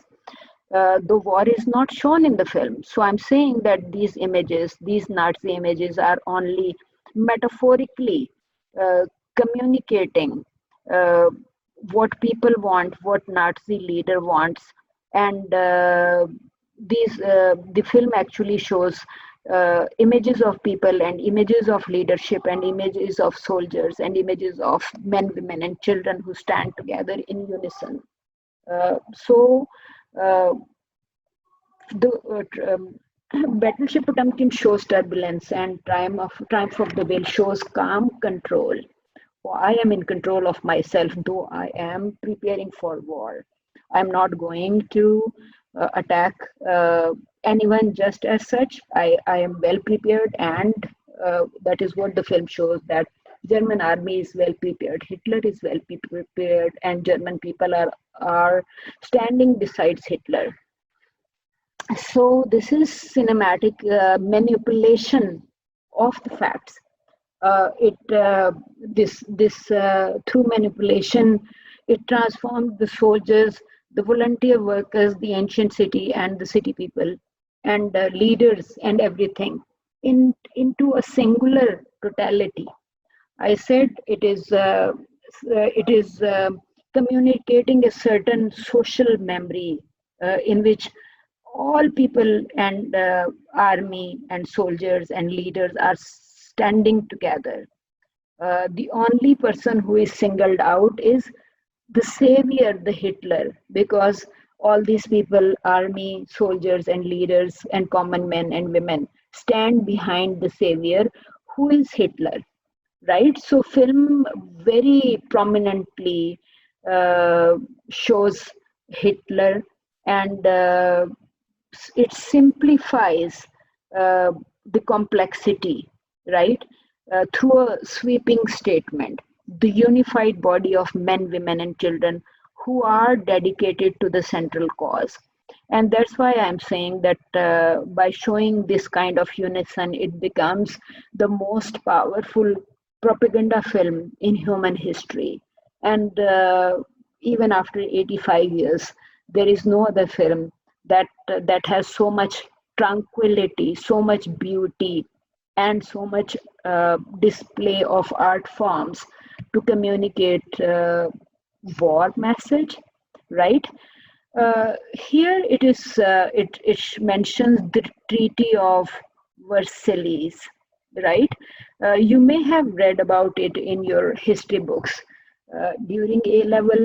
So you can see that this treaty was signed after World War One. It was signed in 1919, and German nation feels that they were humiliated by signing the Treaty of Versailles. So apparently, this war preparation is for raising them above this humiliation that they had once suffered. And as I said, that in the opening titles, the film does say so many years or so many months after the German suffering, they are preparing for war.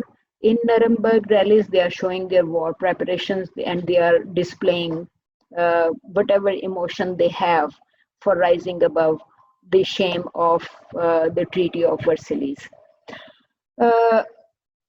It also says that the way the the way Eisenstein shoots takes every shot of the film with a mastery, with the painter's eye. Riefenstahl also emphasizes on hierarchy of the form, cinematic back and foregrounding, and editorial peaks and troughs, which only means that she is using a variety of shots, and she's using editing to emphasize certain meaning or certain ideologies through the film, right? For example, that whole nation is together, totality of the German nation, or collectivity or collective unison of German nation in preparing for World War II. Okay, uh, so she's using symbolized imagery, right? Symbolized imagery, as I said, symbols are German eagle and other German symbols that are quite visible within the film.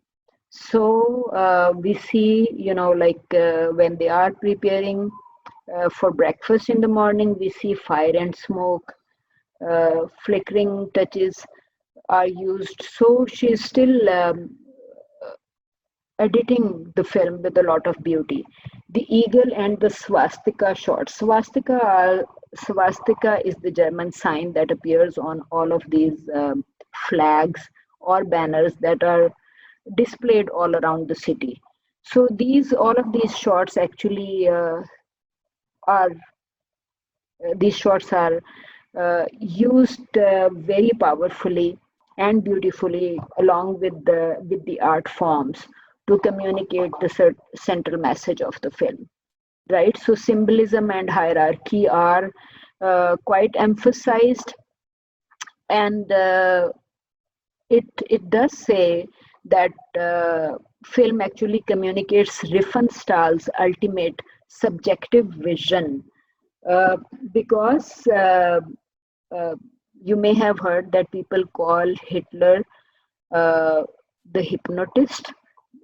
People think that Hitler had hypnotized the nation, right?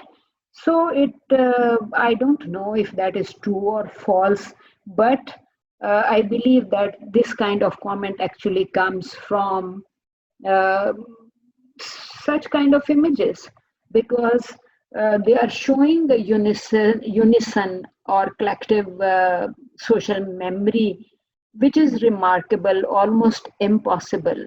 But the film does show, communicate this collective social memory as subjective vision of the filmmaker, Leni Riefenstahl herself, or subjective vision that of the state that was behind the production of the film, right? Any comment on what I have discussed so far? Uh, because here it says uh, Siegfried Croscher said that Riefenstahl explores the cinematic convention to its fullest capacities, right? To its fullest capacities, to evidence subjective thoroughness with which metamorphosis of reality was achieved, right? So metamorphosis of reality only means that film is shooting Nuremberg rallies with a certain style. So the subject is the filmmaker has subjective vision or subjective power, and everyone else becomes the object, right? So subjective vision that shows the nation or the army or leadership, uh, that that stand there with Hitler, and so they are the people, or the nation is the object that stands there with the subject in unison. G, any comment on what we have discussed? I said earlier that film shows arrival of Hitler. Film shows, not just those 9 divisions. It also says that Triumph of the Will has 13 to 18 subdivisions, right? So in those 13 to 18 subdivisions, you would keep on seeing what is happening when Hitler arrives and what happens during the night rallies when he speaks to the people. What happens when you show city awakening and they get ready for breakfast, for example. This film also shows youth and encampment shots, folk parade, Congress opening sequences that enhance the fascination, because you can see that women are dressed in certain dress during the folk parade and they walk and Hitler watches them, right? So youth rally is separate from review of the army and from night rally of political leaders. So that is why it says that film is actually showing a number of different events, and at least 13 to 18 different chapters may be named quite easily to highlight the importance of the chapters. For example, from folk trade to youth rally or to review of trade and any other, for example, arrival of Hitler or last speech of Hitler, right? Battleship Potemkin is primarily divided into 5 chapters. That would be mutiny and uh, Odisha massacre, and whatever else follows. So 5 major segments include, uh, in 5 major, if you also wish to divide uh, Triumph of the Will into 5 chapters, you would talk about Hitler's arrival and night rally, and city awakening scenes and youth scenes or folk parade. Okay.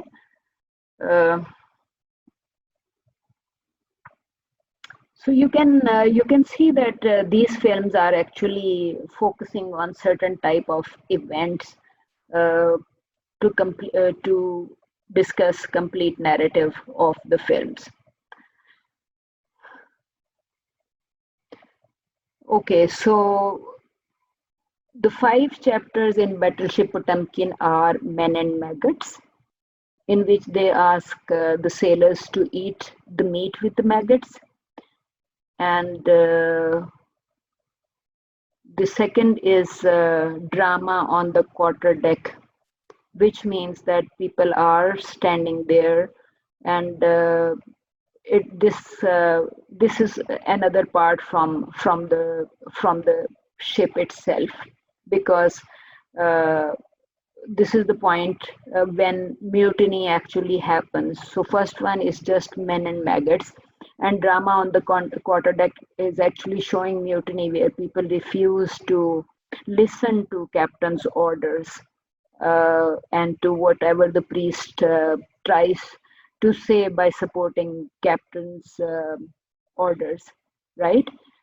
He's showing the cross and wanting that sailors follow the captain's orders. So the cross actually shows the tension between church and state, right?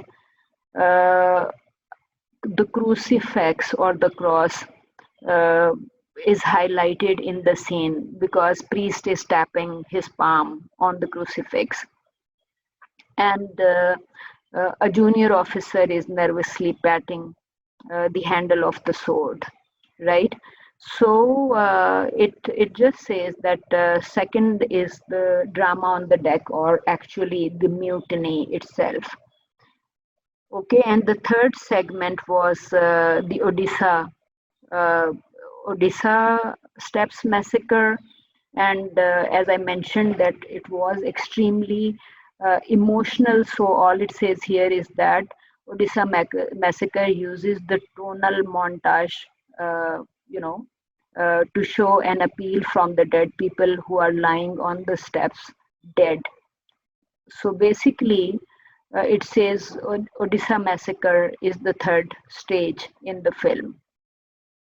And after that, it says shows the meeting the squadron, the anxiety of the shipboard by intercutting close shots of churning, plunging piston, or rotating camshafts, or you can say it was showing close shots of the massacre. You may have noticed that Odisha step shots had actually included the shots of not only people but also shots of people on the quarterdeck or people on the ship, and close shots of the ships.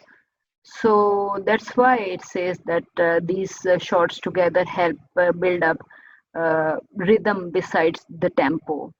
Tempo means something that is rising vertically, like tempo of music increases, and rhythm is, I said earlier that rhythm is horizontal. Okay, so Battleship uses certain kind of editing technique, and Riefenstahl actually uses similar techniques. Uh, because she's also using this kind of editing techniques to enhance the impact of the film.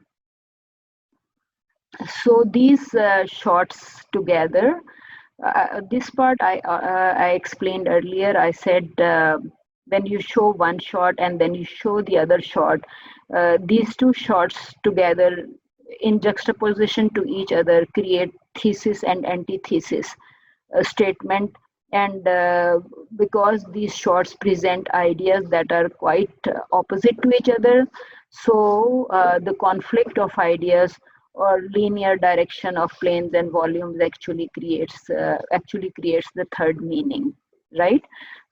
I did say that this film is particularly structured, and I also mentioned the dialectic that these images create. If you can recall, in the earlier part of this class meeting today, I did mention that if you are showing soldiers, at the tops of the Odysseus steps, that is the thesis statement made by first shot, and a woman screaming is the antithesis statement by the second shot, right? So, synthesized meaning of the two is the recognition of oppression, and this synthesized meaning becomes the thesis statement for placing the next shot. So you can understand that while editing the two films, uh, the both the filmmakers are actually using this kind of dialectic through editing to create certain meanings, and these meanings are very important to create to promoting certain ideologies or certain state messages. Okay. uh, in the second one here, because these are two diagrams, one diagram focuses on Eisenstein's model of dialectical montage in Battleship Potemkin. The second one focuses on uh, montage based on Eisenstein's model of Battleship Potemkin, but this is representing Triumph of the Will, the second film. So Hitler is receiving the fall, harvest. He's reviewing the parade, or he's reviewing the fall harvest, right? So that's why I said it's lyrical. He's also reviewing the harvest in the film, or folk presentations. So that is the thesis statement. And in the next shot, you see that people who are part of a particular parade, or women who are there in a particular folk performance, right, or whoever there in the harvest scene, they are looking at Hitler, which is the antithesis uh, shot or antithesis statement by the second shot, and together the synthesized meaning would be trust in Hitler, right? This trust in Hitler becomes the thesis statement for the next shot. And in the next shot, people, for example, scream, "Hi, Hail Hitler, hate Hitler," which means after the trust in Hitler, antithesis is a moment when people shout, "Hail Hitler, hail Hitler," and this becomes the synthesized meaning that Hitler promises the right to right the wrong. The wrong was the Versailles treaty that had brought that had brought shame to Germans, and Hitler is promising that he will do the right things to raise German people above the shame of the Treaty of Versailles. And you can see that these two films are actually pointing to different kind of editing techniques that both Eisenstein and Leni Riefenstahl have used. They have created certain dialectic through images, and I said that in film language, every shot is a sentence, and dialectic montage is created by putting these shots together on the timeline for editing the film. Potemkin's dialectic mirrors the experiences of human conflict in a direct physical collision, right? We see that army has a physical collision with common people on the Odessa steppes. We see that captain has a physical collision with sailors on the Odessa steppes, right? So, Triumph of the Will also shows the perpetual human conflict in history, collision of determinate ideologies, which means Hitler has one ideology. That ideology results in,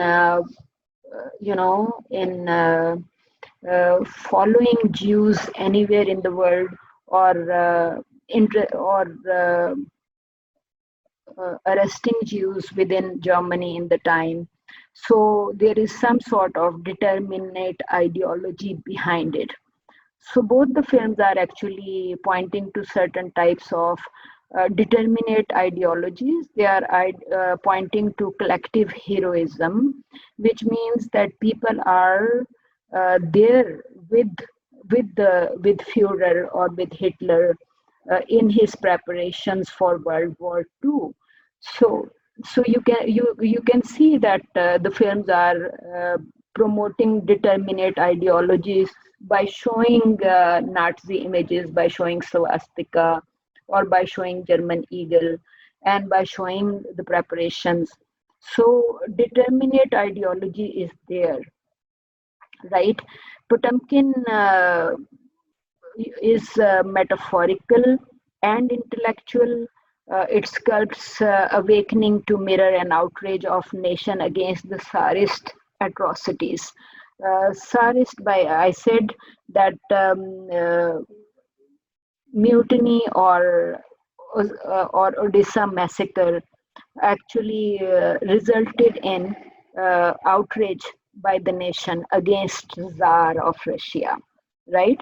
So mutiny is reflecting on a certain time in history, and Triumph of the Will is also reflecting a certain time in history where people display their unison, or where nation displays its unison, and army and common people and men, women, and children stand together to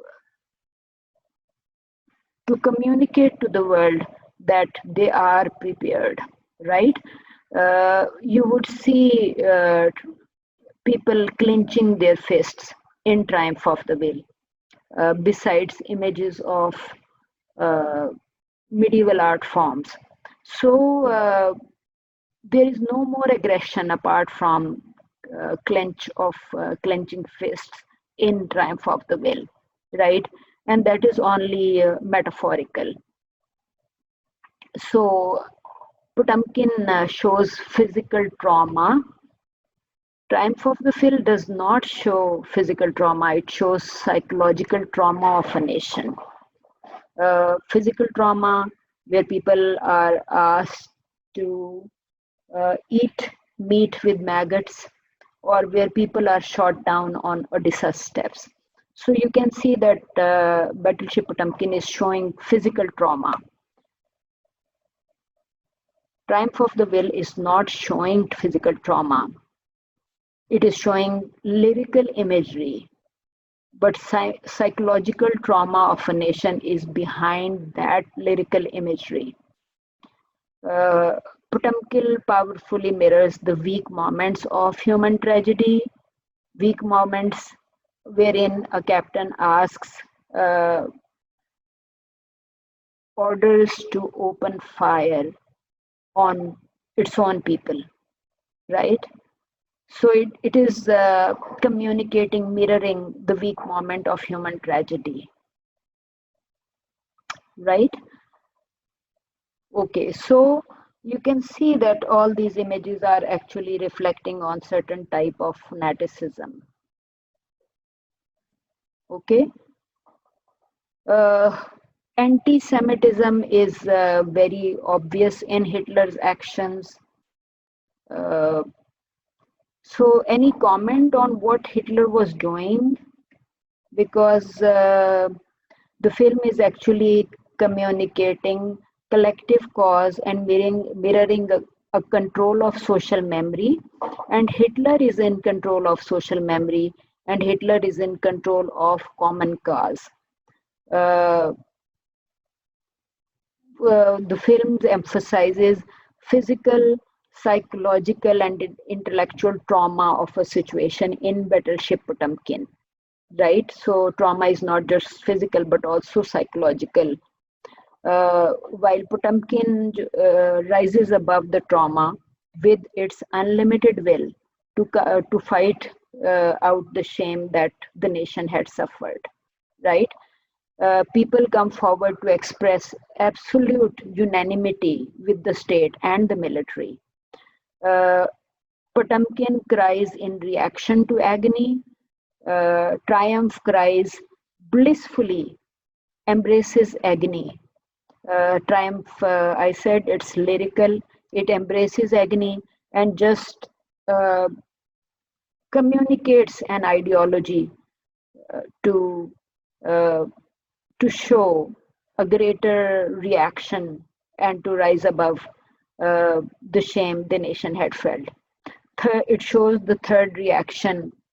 Uh, the Potemkin is a story of direct action and reaction because of mutiny or because of Odessa massacre. People react. People rise against Tsar of Russia.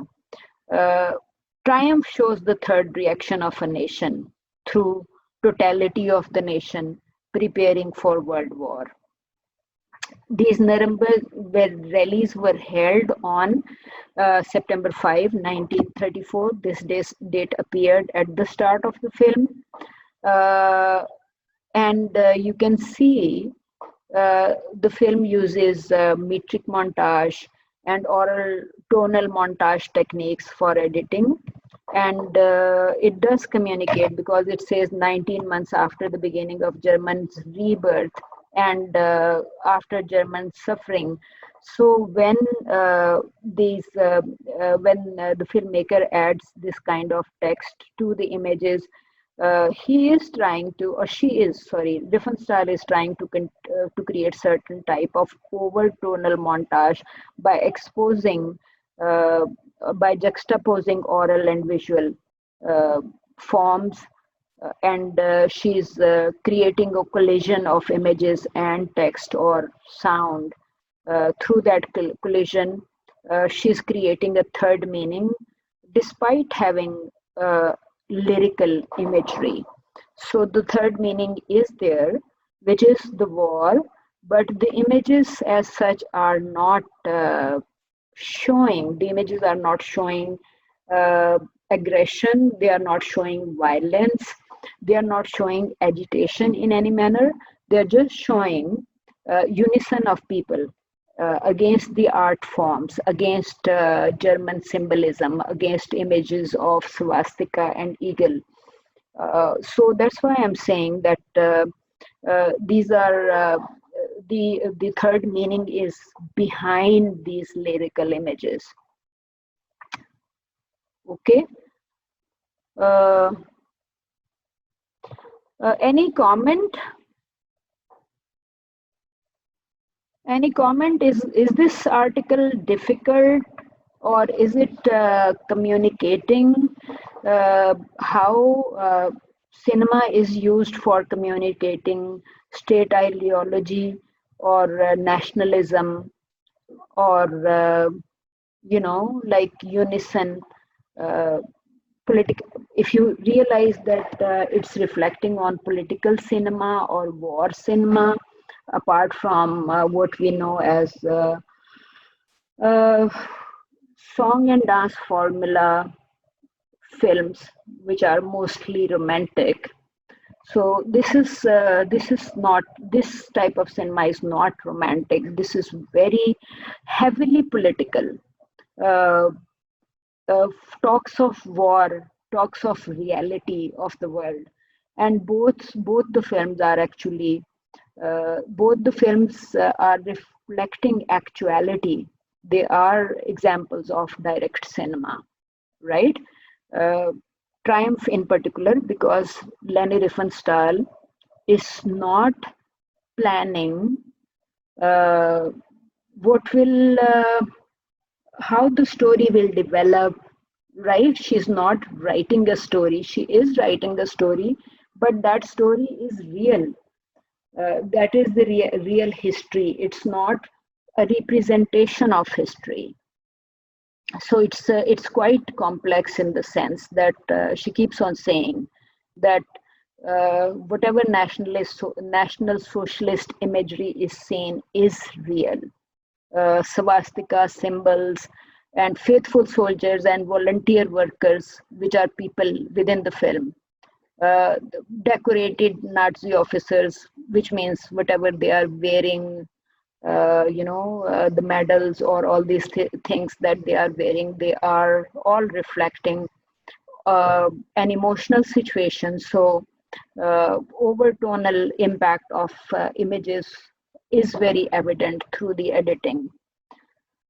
Okay, so she does not even use any kind of voiceover in this documentary, right? Voiceover is often used to give certain messages in shortest possible words. So you can clearly see that she's not even using voiceover in Triumph of the Will. By using voiceover, somebody could say that the content is biased because you are trying to communicate certain messages through words or through the voiceover or through the script. She's just showing images, she's showing Hail Hail Hitler, right? And all these images of Hail Hail Hitler, people shouting Hail Hail Hitler, or streamers or banners hanging showing swastika, uh, all these create a certain type of romantic impact. That impact is overtonal, and it only communicates collective, like how Hitler uh, controlled social memory and collective perception of German nation back in 1935.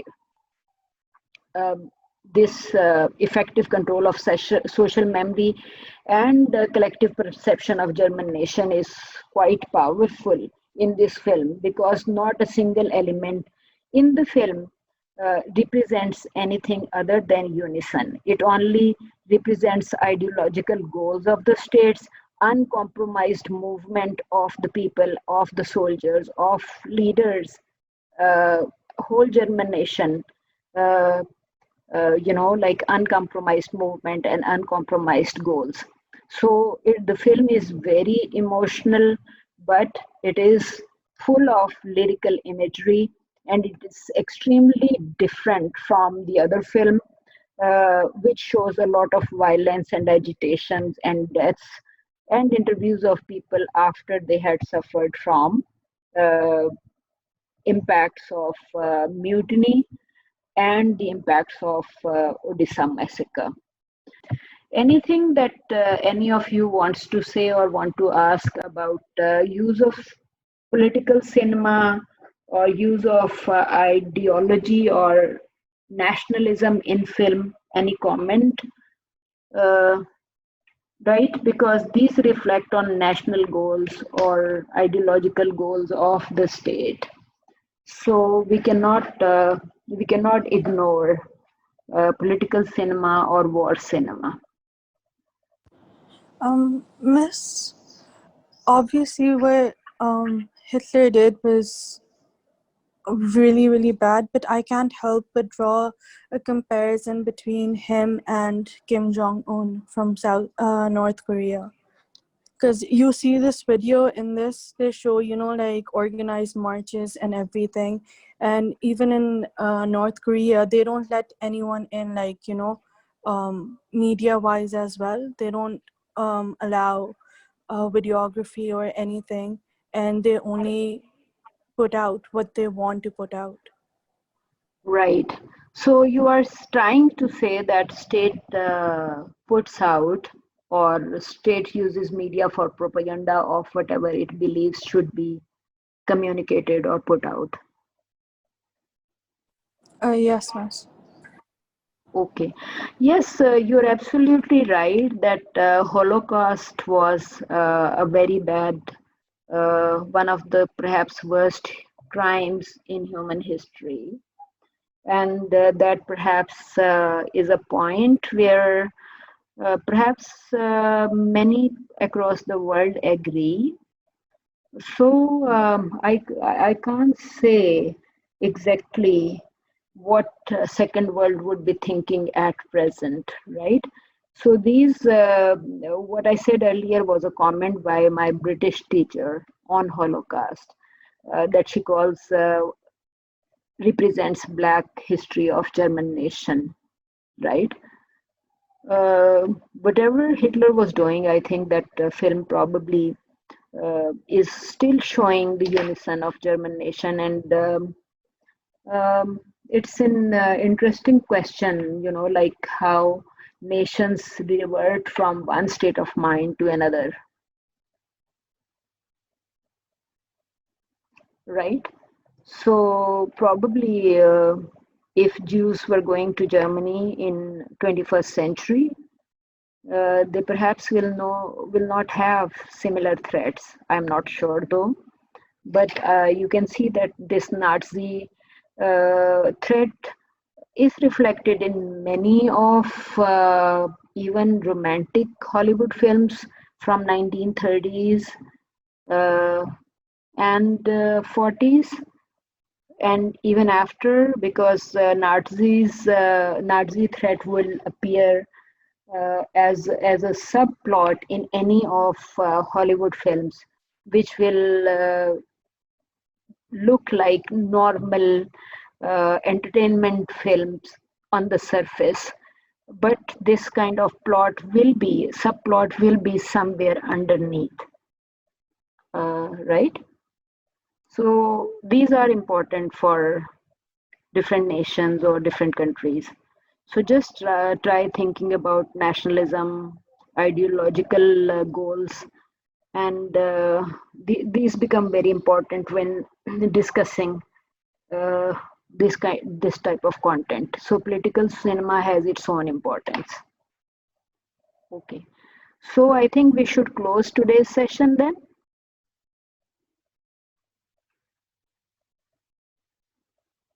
All right. Okay. Okay, miss. Allah Hafiz. Allah Hafiz.